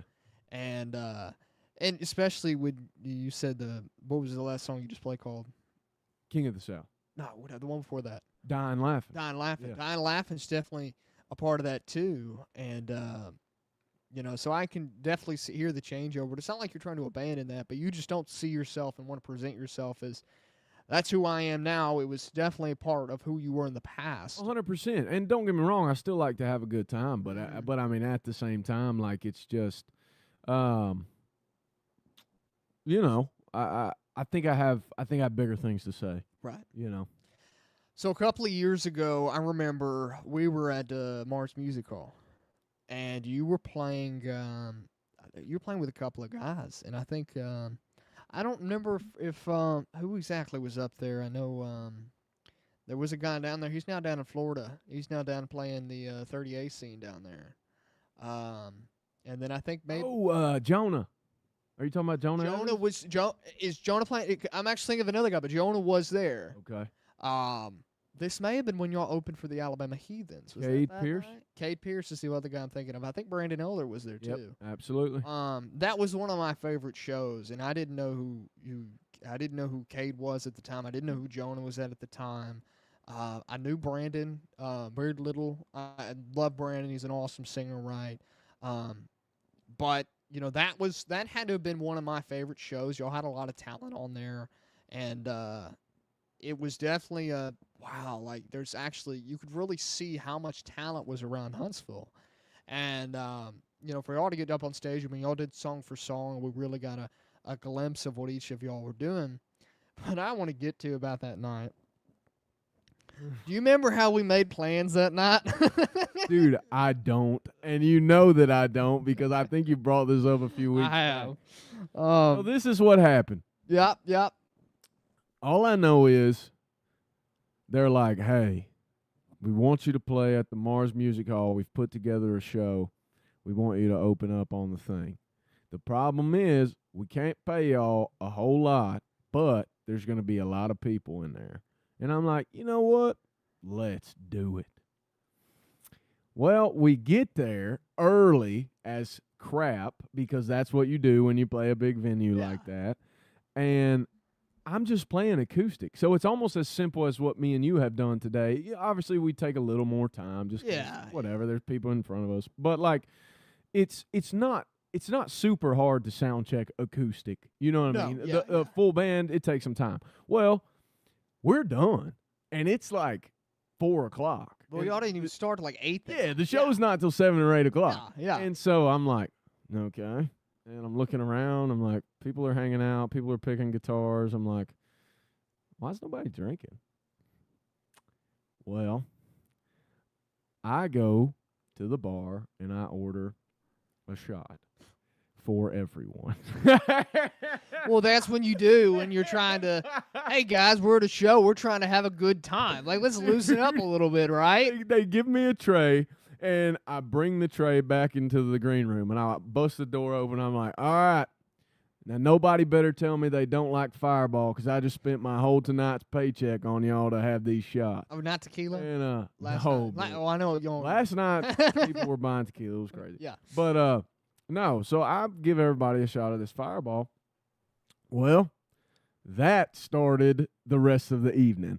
Then Mr. Wally Harris showed up. Yeah. Who is he used to be tour manager for Jamie Johnson. He wrote the song Between Jenny and Jones. Yeah. He's super cool guy. I'm glad I got to meet him that night because he ended up driving me around, and then we become friends ever since, and we hang out in Nashville when he's in town, and he's written some songs with me, which is cool because he's got, a huge song like that, which I grew up on. My dad loves Jamie Johnson,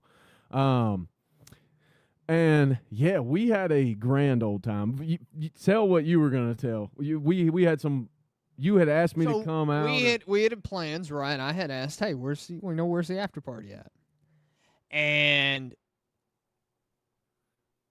we ended up. You were like, hey, we're going over here for the after party, So we were all hanging out. I think there's a picture of me, you, and our buddy Micah, right? And we were hanging out, and then I could tell, Miss Old Lady, Miss Lovely Allison over there, getting a little perturbed with your behavior. And so we're like, all right, whatever. We'll talk to him at the other place, right? So we go over to the other place, and we realize it's a 21 and up venue. Well, I'm not 21 at the time. My other buddy's not 21 at the time either. We walk in and we show our regular ID, no issues. We get in the place. So we're looking around. We're like, man, where's everybody? I think one of you guys showed up. I don't remember who it was. And nothing ever happened. We're like, all right. And we showed up, hung out for about 10 minutes. There was a live singer. We ended up leaving. Caleb was in the bed. Caleb ended up falling asleep, going to bed, doing the right thing, listening to the missus, right? I think that was when you and the lovely Miss Allison just had started going out, I think, too. Just the girlfriends, the fiance now. There you go. Come on. But, yeah, I mean, that was a fun night. That was definitely more of my favorite concerts to be at because you could see the talent. I mean, it's kind of like you and Eric going back and forth last night. I mean, it's like a songwriter series. And you're just kind of presenting what y'all have done, what y'all have written by yourselves. And, you talked about Caleb Lathrop a while ago, and Lathrop, he has that song, I just had it in my head, Cowboys, should have seen a cowboy cry. Should have seen a cowboy cry, yeah.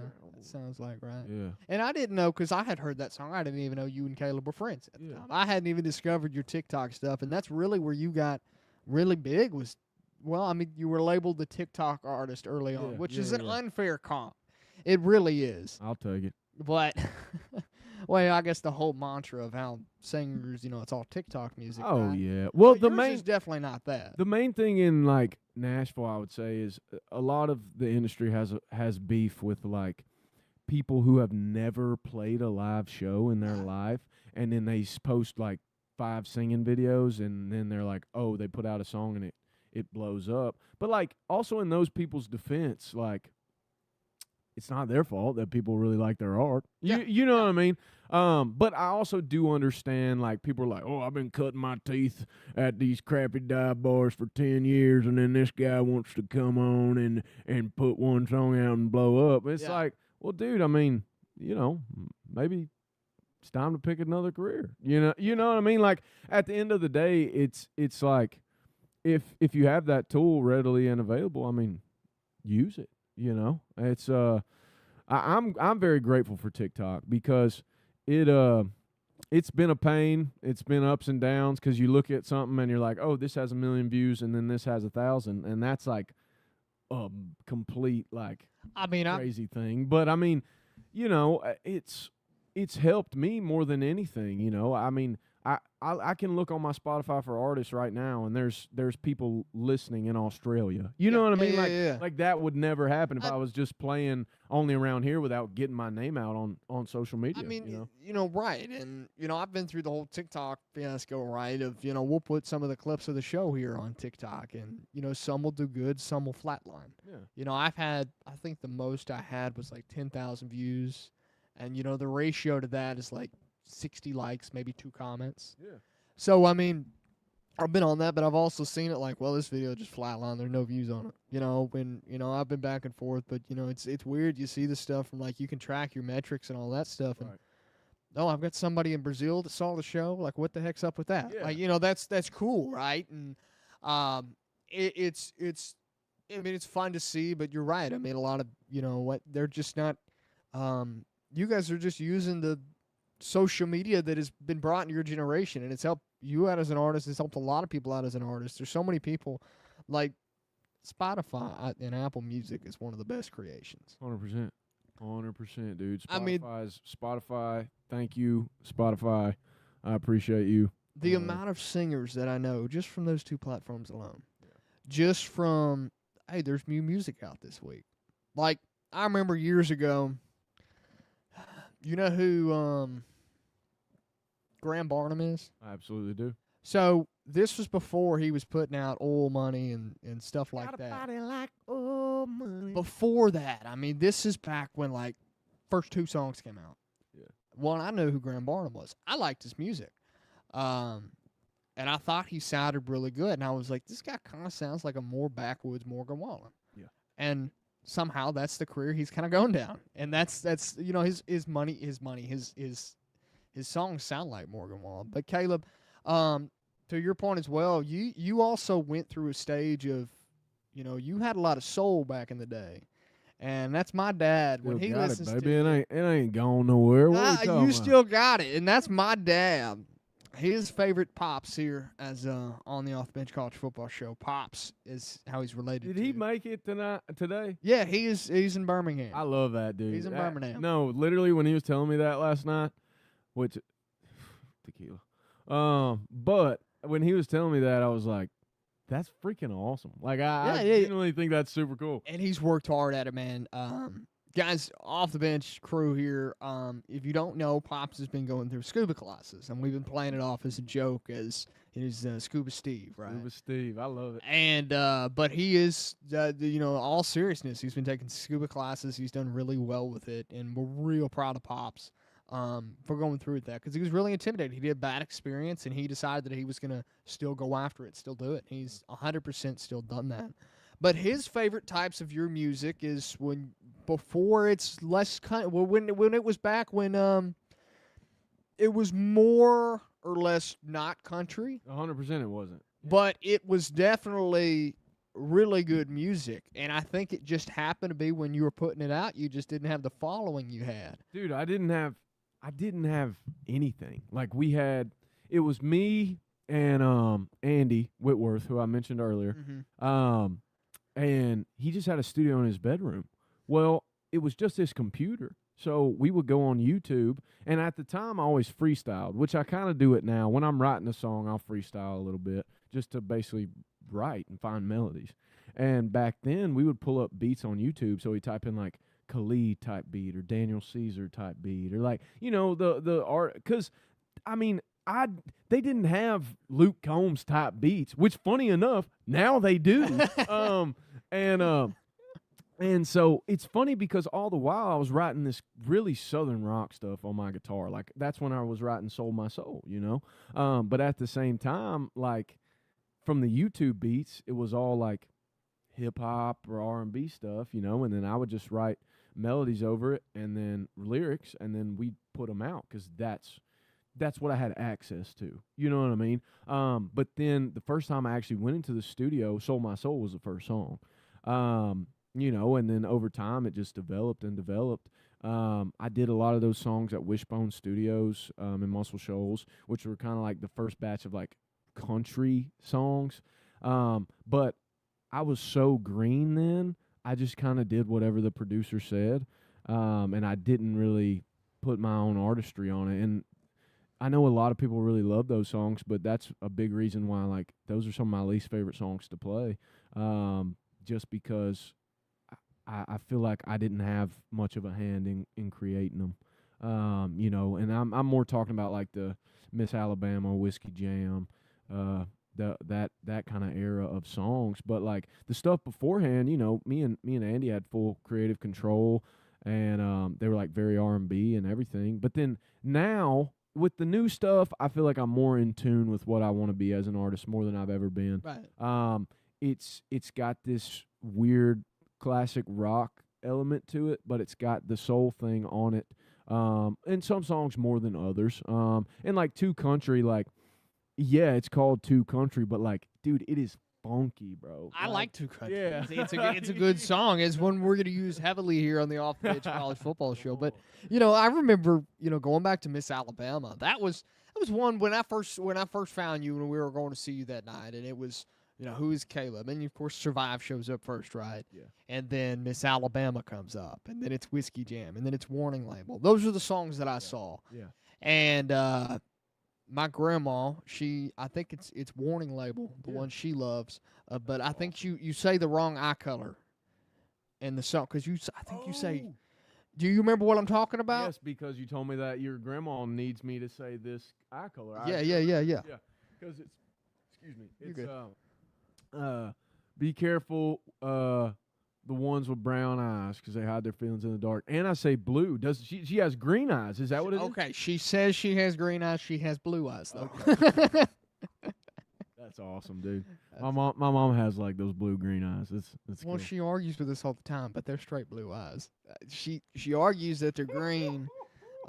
She argues that they're green, but they're straight blue eyes, and that's true. But yeah, she absolutely, because she went and saw you one night, and I told you to play Warning Label, and she was like, oh, I love that song. And I got you to change up the lyrics a little bit for it, and it was a good time. The other song that, you know, Bonita, too. Oh yeah, I love that song, man. To this day I love that song. That's one where I turn it on and Pops goes, who in the hell is this? I'm like, this is Caleb, Dad. And he goes, really? And I'm like, yes. And he goes, I hear it now. And I'm like, you just got to think about it for a second. And, That's you know, awesome. he loves the Pure Gold and Mint Condition. I actually like Mint Condition. Thank you, dude. I think it's, and then there was another one I thought, I'm gonna forget. That may be Mint Condition. It's the one where it's couple bass boats. Hillbilly Rich. Is that Hillbilly Rich? Yeah. Okay. Dude, with Hillbilly Rich talking about the love-hate relationship with TikTok, me and Big Hayes and Davis got together, and I was like, guys, I want to make like a promo video for Hillbilly Rich. Okay. And we got together, and Davis has a four-wheeler and like some land and everything. And so we go out there. We're like blowing up Tannerite. We're doing all kind of crazy stuff. He's jumping stuff with the four-wheeler. We pulled a boat. We're like sitting in a boat. We're doing all kind of crazy stuff. And there's guns in the video, like the whole deal. Yeah. Well, I uploaded to TikTok thinking like this video is gonna do so good. They took it down. They took it down. They absolutely took it down. And I was like, we literally took a whole day and did all this work on this video, and then I couldn't even upload it, and that really broke my heart a little bit. But man, Hillbilly Rich, that was a jammer. I wrote that with a guy named Derek Johnson, and yeah, that's a good one. I always forget about that song. So you also have a playlist on here. This is written by Caleb Mills. Yes, I do. Is this songs that you actually wrote? Yep. Because I was looking for a certain one, and you gave it away. And this may have been my favorite song of yours. And I do not remember what it's called for the life of Every me. time. I cannot remember what it's called. It's not. I don't. Is it every time? No. She won't let me off the couch. It's Daddy's Money. Oh, okay. Yeah. No. Which is not even on this playlist. No, I'm looking. because Ethan Wynn. Ethan does. He has the song put out. Yes, and I was a feature on it. Ethan did take it down. Oh. He did, and I realized he actually took a few songs down, and I was like, what? And so I called him, and I was like, hey, dude, I was like, I was looking through Spotify and saw that you took Daddy's Money down. Like, what's up? And he basically told me, he was like, I've been trying to get right with the Lord is something that he said, and he said, I just feel like that's not something that I want to be putting out there and promoting out there. He said, if you want to re-upload it and put it out as yours, you absolutely can. He said, but I just didn't want to. And I said, you know what, Ethan Wynn? I said, that's the best possible answer that you could have given me. Yeah. Because, you know, and I was like, it's fine. I'm going to respect that, and I feel it, you know. And that was another thing, honestly. I didn't want to put that out under me just because, like, I don't know. It's just not who I want to be as an artist, but it was so fun to make, and it's such a fun song when you're playing. You know what I mean? Like, And the way it, and honestly, it's just the way. It's a fun song. It's It's so the fun. way it flows and, People and still- what is said in the song, and it's powerful. It's a fun song to hear. yeah. And people still ask me to play it, and I'll play it out at, you know, Moe's or wherever. Yeah. Yeah, man. So you don't have any plans to re-release that? No, I don't think so. But I do have the audio file if you need it. I do need that audio file because at least I get special treatment here because, you know, I won't be able to play it on Spotify, but at least I can still turn it up in the car. Look, dude, y'all can pass it around. If I send it to you, you can send it to whoever you want. But I don't think I'll put it back out on. It doesn't exactly fit the Off the Bench College Football Show. We have it on here, but there's a couple words used in that I think YouTube would flag me. It's true. It's the truth. So, yeah, definitely can't. But that's disappointing that Daddy Money said, I get it, Ethan Wynn, understand it, go through what you're going through, brother, get to the end of the side. That's it. That's you know? life, man. And I get it if it don't want to represent you no more, if that's not what you want. But, Caleb, I don't know how long you want to stay on the show here, but it's been a while since we played a song. Yeah, we'll play a song. Kind of been in drop D like the whole time. I kind of like it. You want me to play something that nobody's ever heard? Let's do it. All right, cool.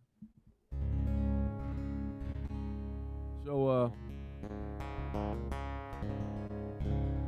like I said earlier, I'm working on an album, and this is another song that's going to be on it. It's called Sounds Like a Small Town. And, yeah, I think this song's really freaking cool. I do say Roll Tide in this song, which... You know that means I'm going to have to steal it. which is something. But I'm not saying it in that way. It's like... you know, at least, you know, Riley Green releases a lot of songs that definitely favor the Alabama Crimson Tide. Dude, it's what we're used to. We're always outnumbered. But he's an Auburn fan. I know. Is he not? You know, I know. so but you like his family and you and his family in similar ways. Y'all are split, aren't y'all? In some parts of y'all absolutely. family, you're Alabama Most of and my Auburn. family is Alabama fans. Right. Okay. So that's why in this song it says Houndstooth. I don't remember if it says Roll Tide or not, but it does say Houndstooth. So that's what it is. How do you not remember your own words? Well, I don't remember right now, but once I start singing it, Get it. I'll be locked in. I get it. But anyways, we recorded this song at Southern Ground, which is same place Zach Brown and them recorded Chicken Fried, which was so cool to be in that studio. It was like, whoa. You know, I don't know. It was cool. But, yeah, this is called Sounds Like a Small Town. Here we go.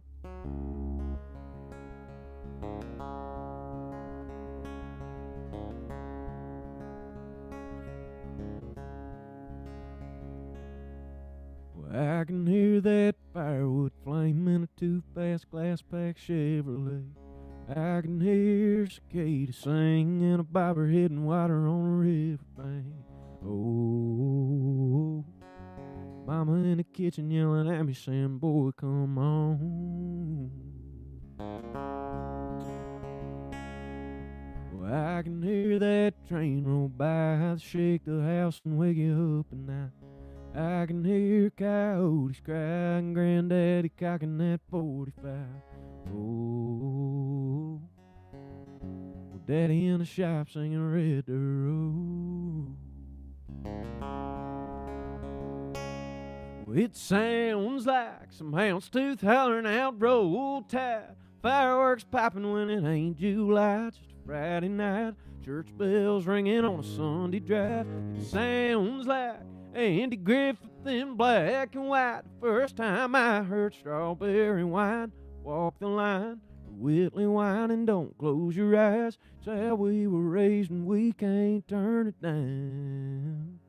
Sounds like a small town. Well, I can hear them guitar strings strumming from a wraparound front porch swing. I can hear that summer rain beating on the side of a window pane. Oh, no matter where I go, sounds like some houndstooth hollering out roll tide. Fireworks popping when it ain't July, just a Friday night. Church bells ringing on a Sunday drive. It sounds like Andy Griffith in black and white. The first time I heard strawberry wine.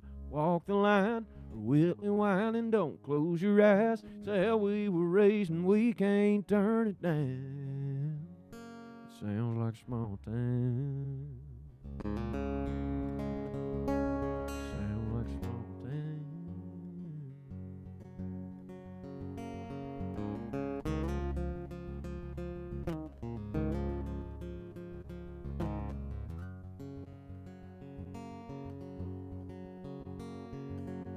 Boots creaking, preachers preaching, now I ain't ever leaving. 'Cause it sounds like some houndstooth hollering out roll tide. Fireworks popping when it ain't July, just a Friday night. Church bells ringing on a Sunday drive. It sounds like Andy Griffith in black and white. First time I heard strawberry wine. Walk the line, or Whitley wine, and don't close your eyes. It's how we were raised and we can't turn it down. So go ahead, go on, crank it up loud. It sounds like a small town. Sounds like a small town.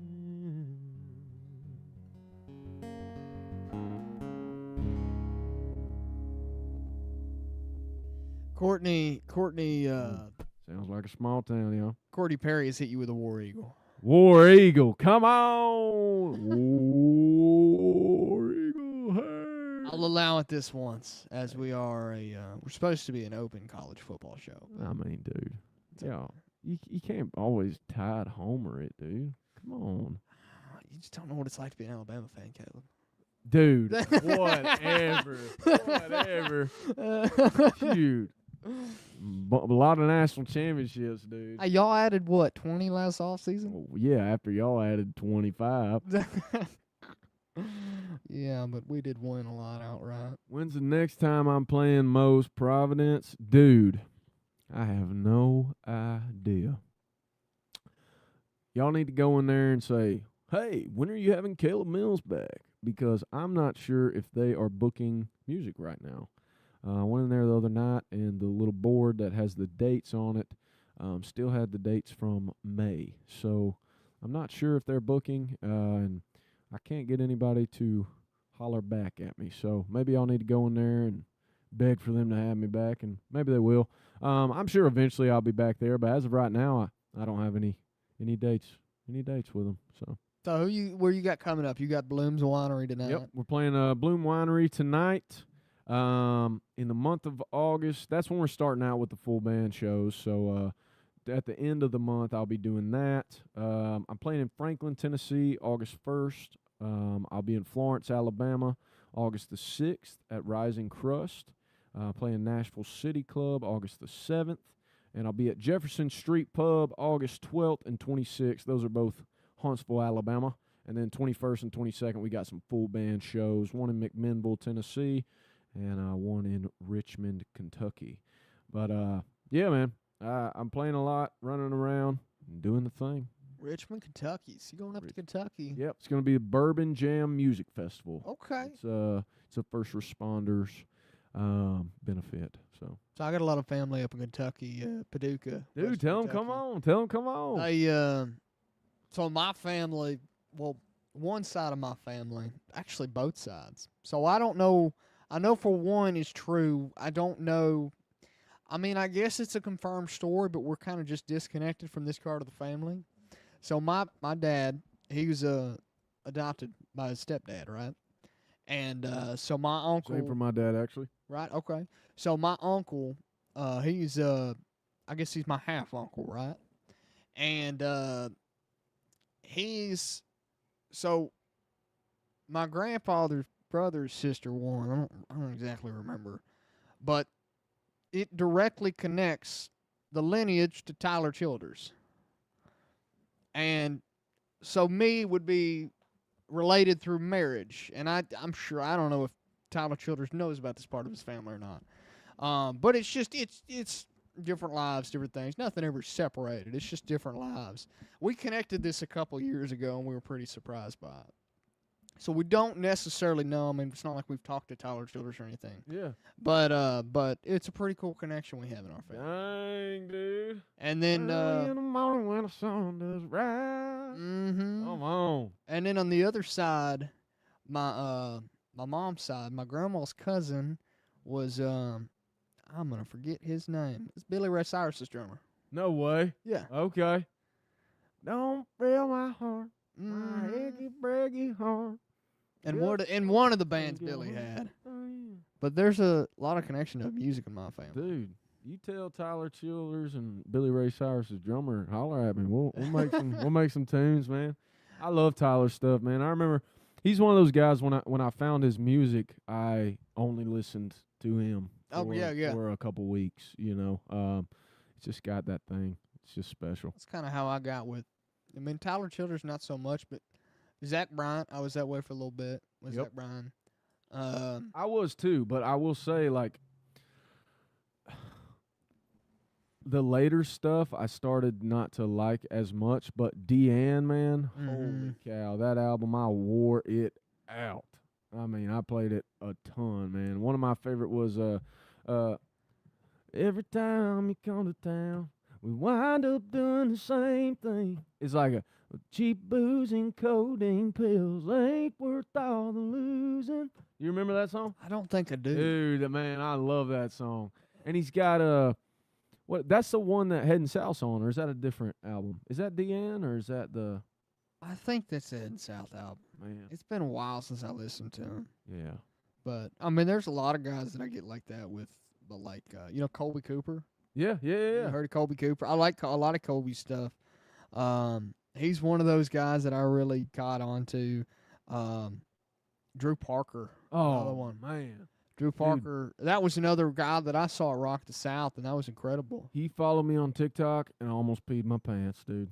I mean, that one's he's real good. Tom Myers is another one. Oh yeah. Yeah.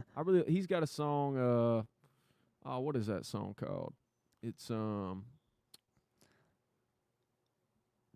I don't got the Bluetooth on, right? I can go check He's got through a few of them.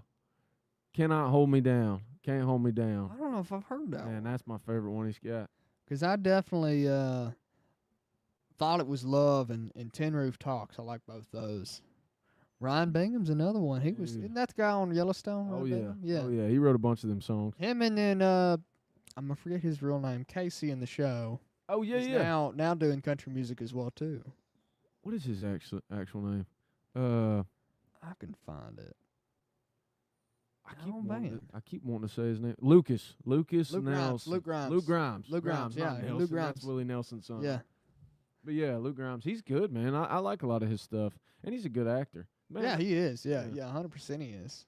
But yeah, that show just got canceled. Yellowstone did? Not Yellowstone, but the spinoff Marshalls.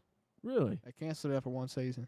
My granddaddy was telling me about it. He said liked it. A lot of people didn't like it. I didn't watch it, but he was acting like it was really good. Don't they have a rip and They do. The Dutton Ranch. Dutton Ranch. That one the first season just ended. They lost their showrunner, but they're getting a new showrunner on the show, I guess, and they're going to continue for season 2. A lot of people think Casey's going to go down there. Dang. Okay.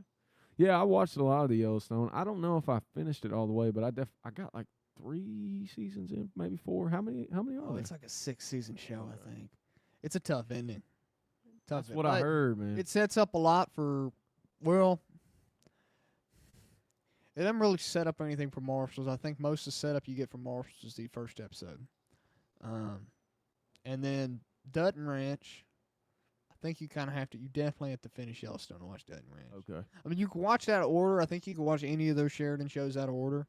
Because you got 1923, 1883, There, you got the one with Tim McGraw, Harrison I Ford. started the one with McGraw. I don't know if I finished. See, that one, I think that's the one I completed. I didn't finish the one with Harrison Ford, but I know for that one, that's the one I completed with Tim McGraw, and that was a really good one. Yeah. He's putting out some good stuff. He's a monster, dude. He is. But, I mean, I don't know. How long you want to stay on? I mean, it's up to you. I'm just having a good time talking. All I'm gonna be doing is going to the gym and then getting ready to go sing at the Bloom Winery. So we'll wrap this up here in 25 minutes. All right. That's what we'll do. We'll give you time to play a couple more songs. So, for you, I mean, you've been doing this a couple years. You've had the opportunity to meet some great people. Yep. Who were some of the? I mean, you grew up obviously idolizing some of these guys with their music. Is there, anybody you've met that you like? You almost crapped your pants when you saw him, when you met him? Yeah. Yeah. So we talked about Wally Harris a little bit ago, Yeah. and he was Jamie Johnson's tour manager. Well, Allison, my fiance, her family, most of them live in Mississippi. Yeah. And her mom actually was living in Mississippi, and they just recently moved to Alabama. But I was out there one time, and Wally knew that I went to Mississippi pretty regular, and he hit me up. He was like, "Hey, Jamie Johnson is playing at the Cadence Bank Arena in Tupelo." He was like, "You should come to the show." And I'm like, yeah, okay, deal." Yeah. And so I was like, "I'm gonna bring Allison." He was like, "Yeah, bring her, whatever." So we got to go to Jamie's show and hang out backstage, and they fed us and the whole nine, and we got to sit side stage and watch him play. Man, it was such a good show. Charles Wesley Godwin opened up, and before Charles Wesley Godwin was Emily Ann Roberts, and it was a great show. And after it was over with, I got to meet Jamie. Oh, okay. And, then I also got to meet Charles Wesley Godwin because he popped out there and sat down. But man, I ended up talking to Jamie for like 45 minutes, man, and it was like so cool. And then after it was over with, Wally was like, "I've never seen Jamie sit there and talk to a new person that long. He normally just is like whatever." And I was like, "Well, good. I'm glad, But it was really cool to meet him. He talked like Yoda, like in these weird like Jedi phrases. Like it was cool. It was like philosophical. He also had something in his hand, a left-handed cigarette. So, okay. he may have been he was having some You ideas. didn't go toe to toe? No, I did not. No. I did not. Oh, they also sent me home with all the leftover food, though. Oh. Wally's like, "Hey, you want to take some of this with you?" I'm like, "What is it?" He's like, "Just food that we ain't going to take." Brother, 8 bags of tortilla chips. Oh, my God. 8 bags. Jamie Johnson tortilla chips. I was handing them out. I was giving them to people. And also those little tortilla shells. It was awesome, dude. I had them in my pantry for a while. It was cool. But no, Jamie was really cool. I met him. Charles Wesley Godwin, which at the time I really only knew 1 or 2 of his songs, but man, he put on a great show. And he's also a really cool guy, like really nice, down to earth. So it was cool. It was cool to meet him too. I guess like the most mind blowing thing for me was probably meeting Myers Leonard though. Like, so I know your connection with Miles Leonard because Miles at one point was playing basketball for the Miami Heat. Yeah. And all of a sudden he retires and becomes a country singer. Yeah. So it's so crazy, man. Like we were talking about Caleb Lathrop earlier. Yeah. Small world kind of thing. Caleb is from Oregon. Yeah. And so Myers played for the Portland Trailblazers for like 7 years. Yeah. And so Caleb calls me one day and he's like, "Hey," he's like, "You know the name Myers Leonard?" And I'm like, "Why does that sound so familiar?" And he's like, "Portland Trailblazers." And I go, "Oh," I'm like, "Yeah." I'm like, "Why?" Yeah. He's like, "Do you want to write a song with him?" I'm like, "What do you mean write a song with him?" And he's like, "Yeah." And I'm like, "Well, yes, absolutely I do." So at the time I was in Alabama. This is before I lived in Nashville. And I'm like up at 8 o'clock this morning. And for me, early is not the thing. And you know that. But I did make it here today. Thank you. You did. I was worried last night. You kept getting handed tequila shots. Gosh, Cody. I even made an Iron Bowl bet with him. That ain't right. And Oh, we've all made one of those. Yeah. Yeah. I lost $50 last year from it. I've but seen somebody lose a whole head of hair. yeah, exactly. Yeah. It's serious down here. But no, and so I'm getting ready to go, whatever. Caleb calls and he's like, "Hey man, we're not writing today. I'm sick." And I'm like, "No way, dude." Like I was fired up, like I was gonna make this trip. I was like, "Okay." He was like, "We'll try to reschedule it." I never hear nothing back. About a week and a half, 2 weeks go by. I'm at this place called Distillery in Midtown in Nashville. I'm sitting there. I just got done playing a writer's round, and I'm hanging out, whatever. I see this tall freaking guy walking in Miles there. is like 7'1". 7'1". Yeah, yeah. And I'm like, okay, who is this guy? And I hear somebody introduce him to another person and say, "Hey, this is Myers Leonard."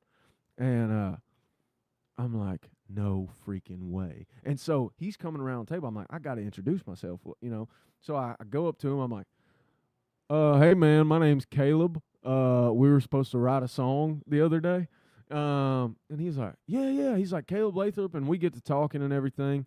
And oh, my bad. I jacked the camera up a little bit.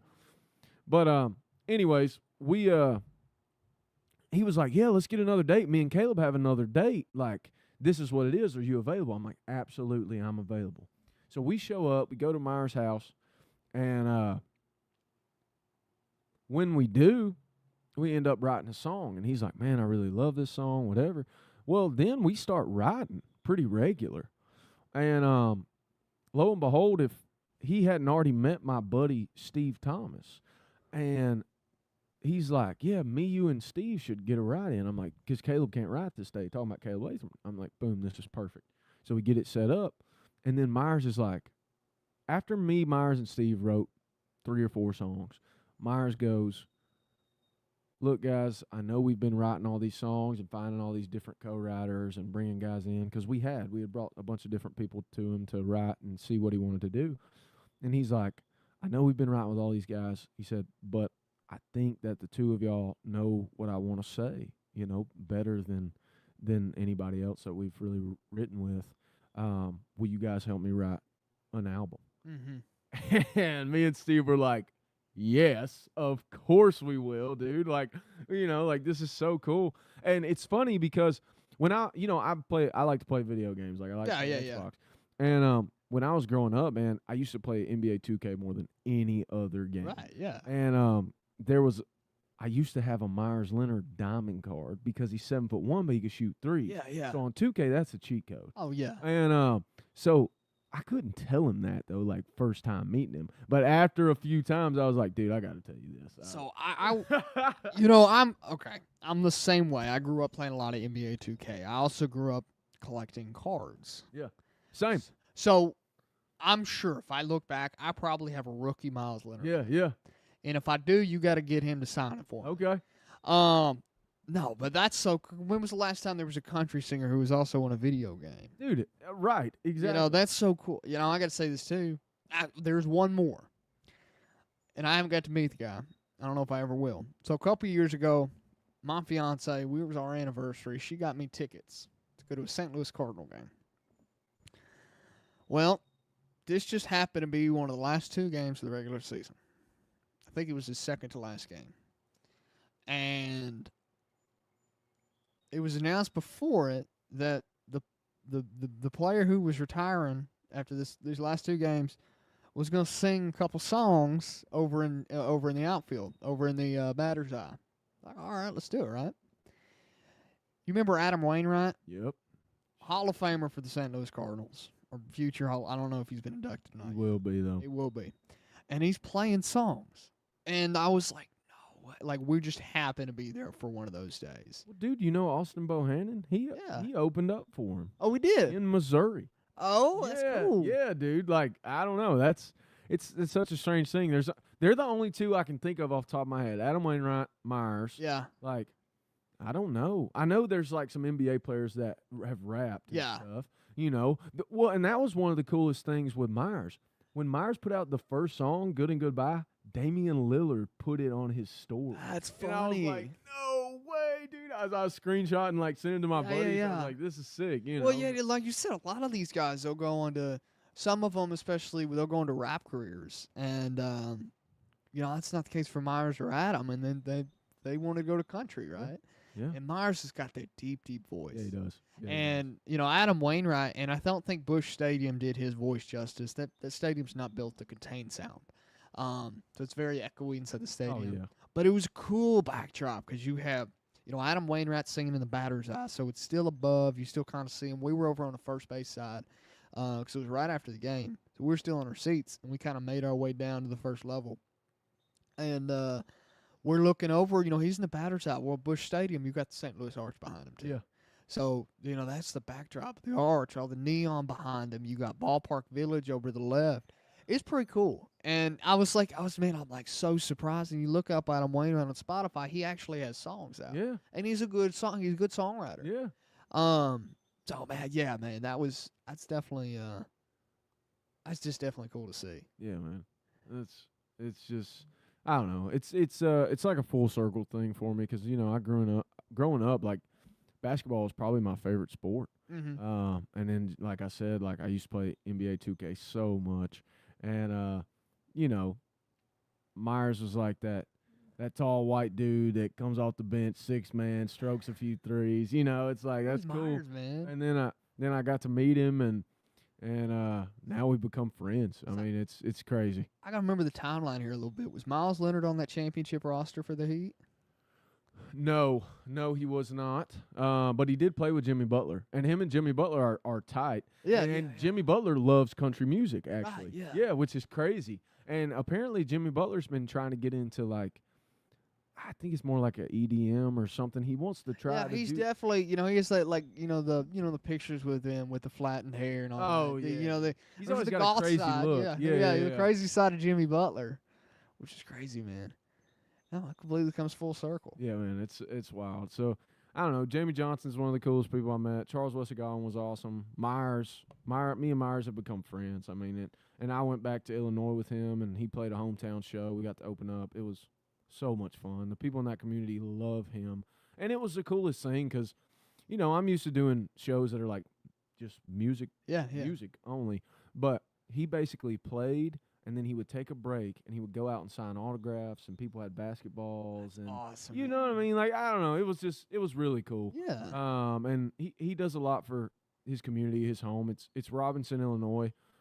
It's a very small town. And when you come in, actually, it says home of former NBA player Myers Leonard, like That's on the funny. side right there. He won a state championship with him when he was in high school, So I got to remember my grandfather is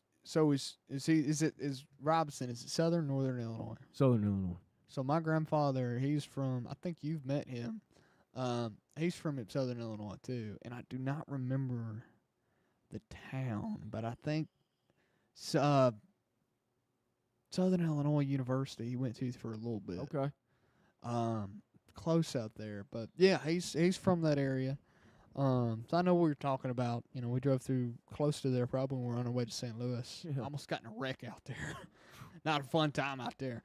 But so, you've written some songs with Miles. Is there any songs like you and Miles have written that y'all haven't put out together yet? Or is there any songs you want to play that are just dude, you and Myers have written? there's a ton of stuff. I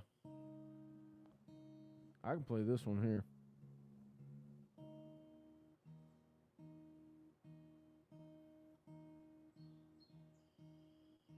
So Myers, Myers got in some big trouble because he said something on the internet he shouldn't have said. And he got a lot of backlash for it because it's an NBA and, they have some ways about them, as we've definitely seen in some recent years. But a lot of people look at Myers and they're like, oh, this guy, NBA, all this money, like blah, blah, blah, whatever. Now he's putting out country music, whatever. But the reality of it is Myers' dad passed away when he was really, really young. I think Myers was 2 or 3. And I may be getting that wrong, but he was under the age of 6, I know. And then his mom had a really hard time dealing with it, and his his family really struggled when he was a kid, and he slept on a dirt floor, like literally. And so there's a lot of layers to the guy, and he's more than just an NBA player with all this money. He's a person who had a hard life and thankfully has overcome a lot of struggles. And this song originally we wrote for his mom, and it turned into a song that I think applies to everyone and everything in life. It's called Beauty in Broken Things, and he's released it, and it's out everywhere. I helped write it. Me, Myers, and Mr. Steve Thomas wrote it. It's called Beauty in Broken Things, and yeah, sounds kind of like this. My guitar's so out of tune, it's not even funny. I'm so sorry, y'all. Give me uno mas here. That humidity getting to me. Thank you guys for hanging out with us, man. Thank you, Kelsey, for having me. This is fun. I like it. I'm having a lot of fun. This is great. The song's called Beauty in Broken Things.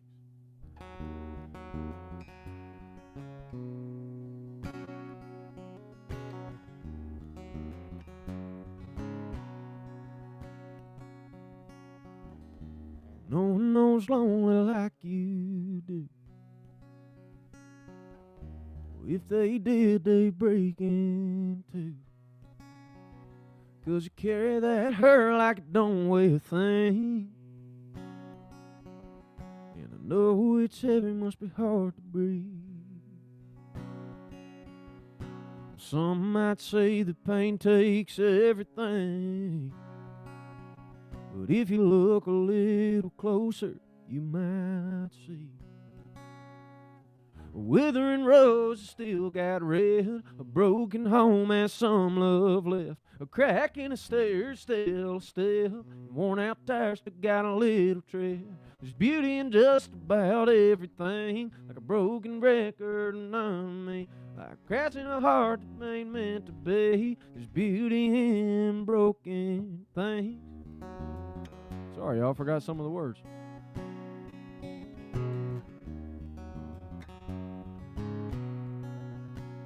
You always rise when you fall and you're strong when you're weak. When it all breaks apart, you pick it up piece by piece.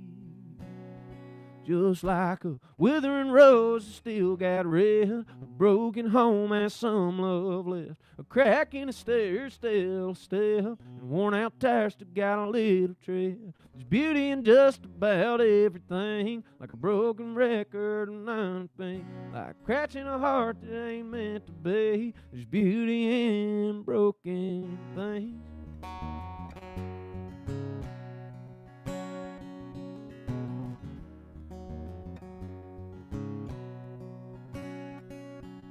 You can push past the limit, but you keep on carrying on. Yeah, most bands break, but somehow you stand tall. Just like a withering rose that still got red, a broken home has some love left, a crack in the stair still a step, and worn out tires still got a little tread. There's beauty in just about everything, like a broken halo with angel wings, like patching a heart split at the seams. There's beauty in broken things.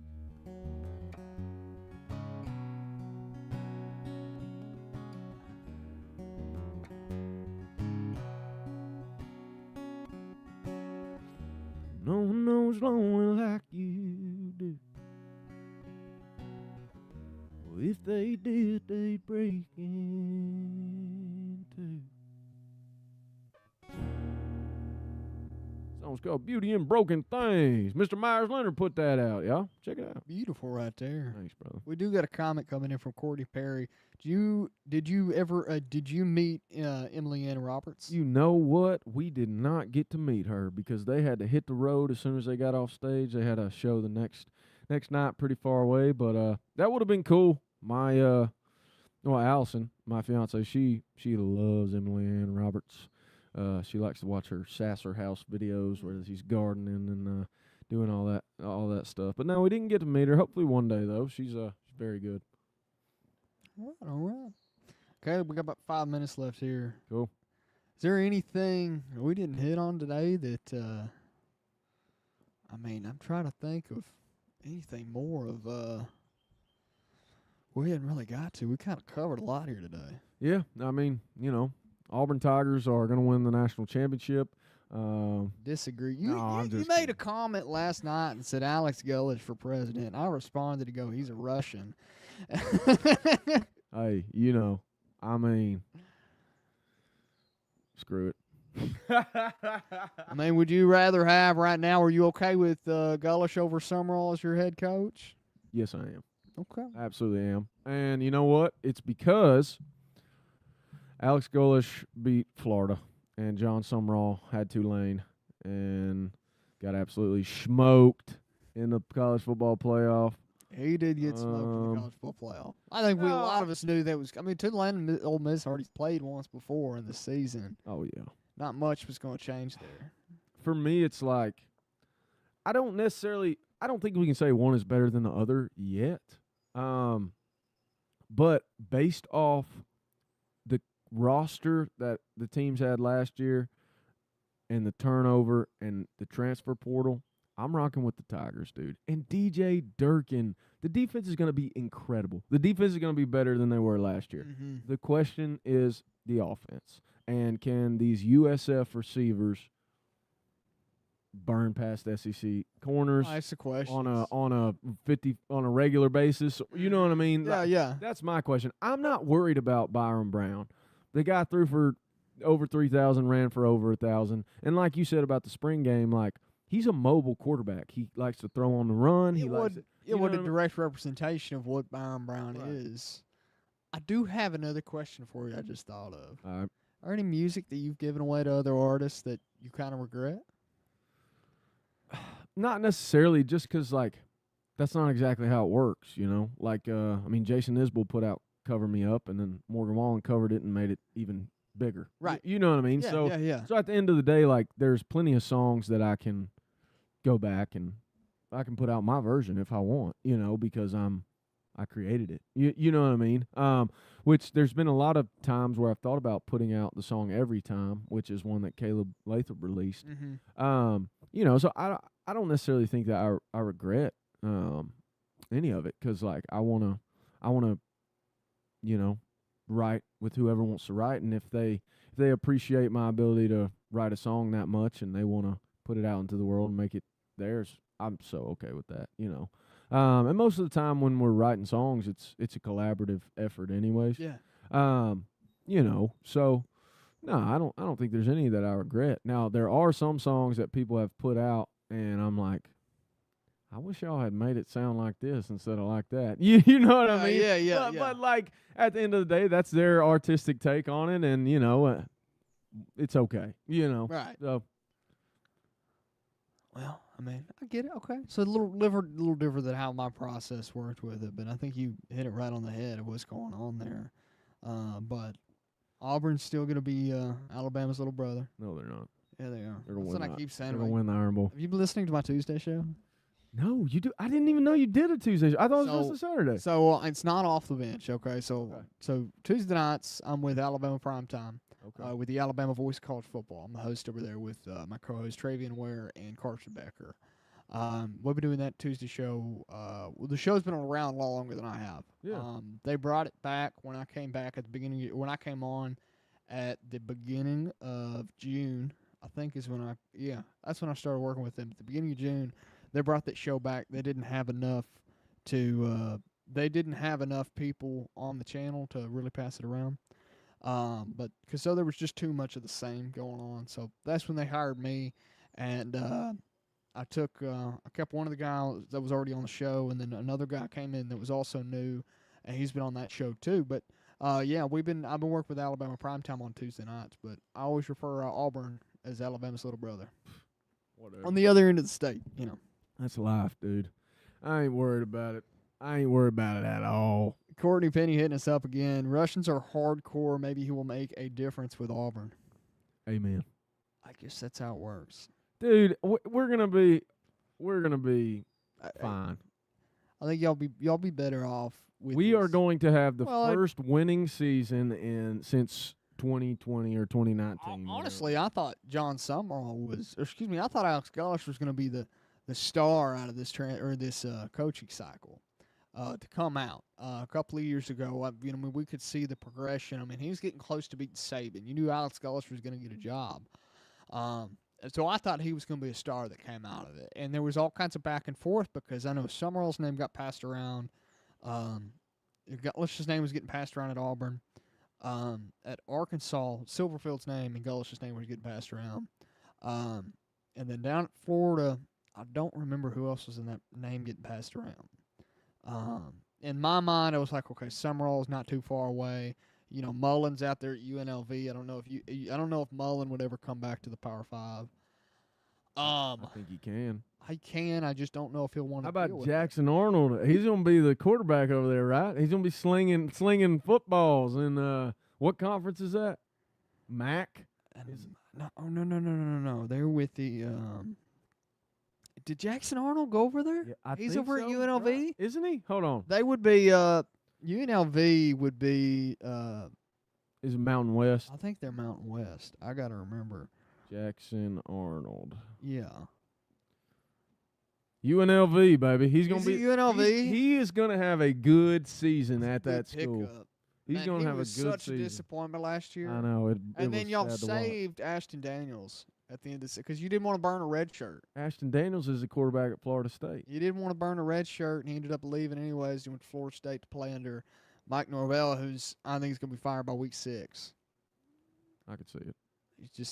It's not been the same over there with Mike Norvell. Mm-mm. But Caleb, we're almost out of time today. You want to bring us out on Survive, and we'll close out the show. We'll play it. Why not? All right. Let's see here. Now you get to retune the guitar now. All that stuff going through.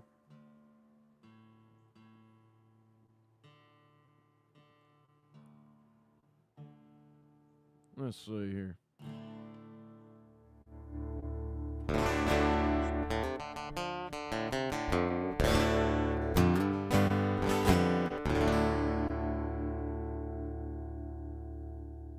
This song's called S-U-R-V-I-V-E. It's the title track of my first record. You can listen to it on your phone if you want, right after I play it now. Here we go.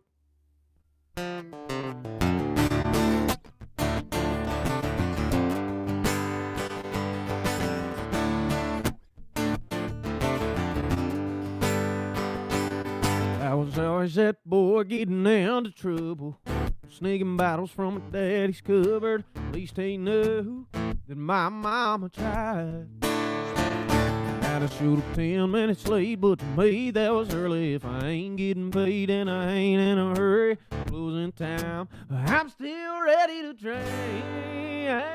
I'm under the influence of Merle Haggard and Waylon, walking down the road near College State. Can't find my ride, I'm too drunk to drive. I can find my keys, I get a deal. I'm running on a bang and a half-empty can of nicotine. I'm under the influence of hanging out S-U-R-V-I-V.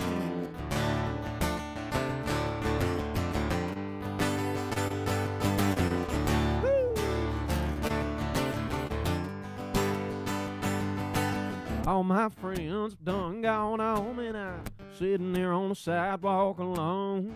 All the honky tonks are shutting down. Sun's waking up and my head is hurting. Time to call up one of those blonde-headed nurses, get somewhere to sleep, maybe an IV. I'm under the influence of Merle Haggard and Waylon, walking down the road near College Station. Can't find my ride, I'm too drunk to drive. I can find my keys, I get a deal. I'm running on a and a half-empty can of nicotine. Under the influence of hanging out S-U-R-V-I-V.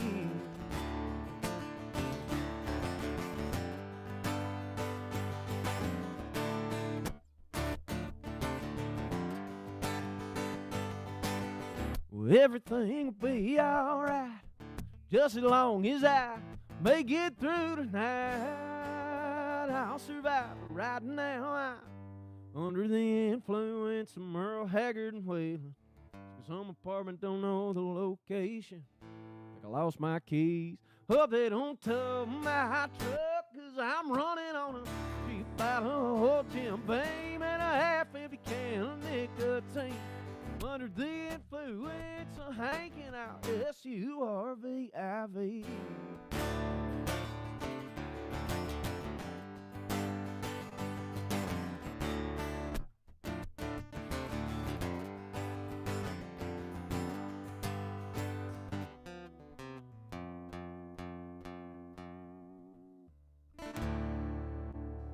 Oh, yeah. I think we were topping out there for a little bit. Yeah, I know. I holler on that one. Yeah, And I bang on the guitar on that one, too. Well, that's Hey. true. Yeah. Y'all just had to come here at live, man. We're at the Bloom Winery tonight, 6 to 9. Or check my socials, man. I'm always posting about the shows. We're going to run around with the band this fall. Y'all come out and hang. It's going to be awesome. And, yeah. Dude, thanks for having me. No, of course, Caleb. This is something we've been trying to do for, it seems like about a year. Seems like something like that. And we just I never had the one. First, I didn't have the equipment to do it correctly. And we had you originally for pick'ems. I think on the original show when JP was hosting with me, and JP moved on. He does political talk with Right Side Radio. He's part owner with Right Side Media now. His uncle is Phil Williams. He just got elected to office. So he was originally Phil Williams was doing Right Side Media, and then Right Side Radio at the time. And then JP took it. He took part ownership when he left, when he had to go run for office. And so JP ended up switching over, cutting the radio side, just went straight media platform. And now JP was, he did the show for the first year with me. I think we had you on as a guest picker one week. Yep. And then I think I did all right. You did. You were fine. I don't remember how we all did that week. I think positive, but I don't remember how well. JP was keeping track of all that, and I think we just forgot. At the end of the season, we just didn't figure it out. But because the show ended up rather abruptly after that, because we were having a lot of issues at the radio station with the board, and how we had a lot of issues. Where eventually everything just shut off. And at the time, it was the ump. We were in the ump. Oh, yeah. At the time, it was the ump, and then eventually it switched over to Jocks Huntsville. They did the name change, and then I think right after that, they ended up switching out and redoing the whole studio. It's good now, but that was how we started. That was the original off the bench. We were just kind of struggling in a rundown studio, and eventually got fixed up, and it was it's been great ever since then. We kind of changed the show up ever since then. We incorporated the video side to it, and now we're going even stronger. This will be year 3 of Off the Bench coming up here soon. I love it, dude. It'll be fun. We'll definitely have you back on the pick. Yeah, we'll have to do pick'ems, man. We'll see. I'm gonna pick the Tigers, though. I'm gonna tell you that right now. But you can't give me a week. Like, don't give me Georgia week, because then I look crazy. Well, we'll have to see. We'll have to see what comes up, right? I mean, it just may be a big week for Auburn. Why would I have you on a small week? It's got to be a big week for Auburn. Florida Gators, baby. I'm taking Golesh over Summerall this year. All right. Discussion. You heard it with Caleb. He's taking Auburn over Florida. Summerall is on the lower end of the stick compared to Golesh. All right, guys. Guys, if you want to follow Caleb on anything, I got all his social links in the description here. You can go check him out at thecalebmills.com over there. You also can find him on YouTube, Caleb Mills. I think his Spotify is in the description as well. YouTube, I may have it all on YouTube, your Apple Music and your YouTube, and all that can be found in the description. I think on Facebook it's a little different, because Facebook only lets you do 10 URLs. So I had to cut a couple out. But anything you want to find on Caleb, it's in the description. You can go find it there. You can go watch some of his music here locally in North Alabama, or there's a lot of places you're about to play to over in Kentucky and Texas and Tennessee. So you got a lot of places to go to. But, guys, this has been the Off the Bench College Football Show. We've turned it over. This was Off the Bench Unplugged. Hopefully we'll do more of this in the future. I was talking to Eric Michael Taylor last night. Maybe we're going to figure something out. Oh, yeah. And maybe we can do something like this, and eventually we'll do something like this again with Caleb. But we got a lot of the stories figured out here, so now you got to go make more stories. Let's do it. That's how it works. Guys, we will see you next week. Normal time, 9 to 11. You can find us on the radio at 7:30 a.m., 103.9 FM, Jocks Huntsville, or right here at Off the Bench College Football Show on YouTube. And, of course, at Off the Bench on Facebook. You can find it on there as well. If you missed any of the show day, you can go check it out back on YouTube. Eventually, we'll have clips separated, and you can go check it out like that. Or you can just check out full show, live show, right there on YouTube. We will see y'all next week. This has been the Off the Bench College Football Show and Off the Bench Unplugged.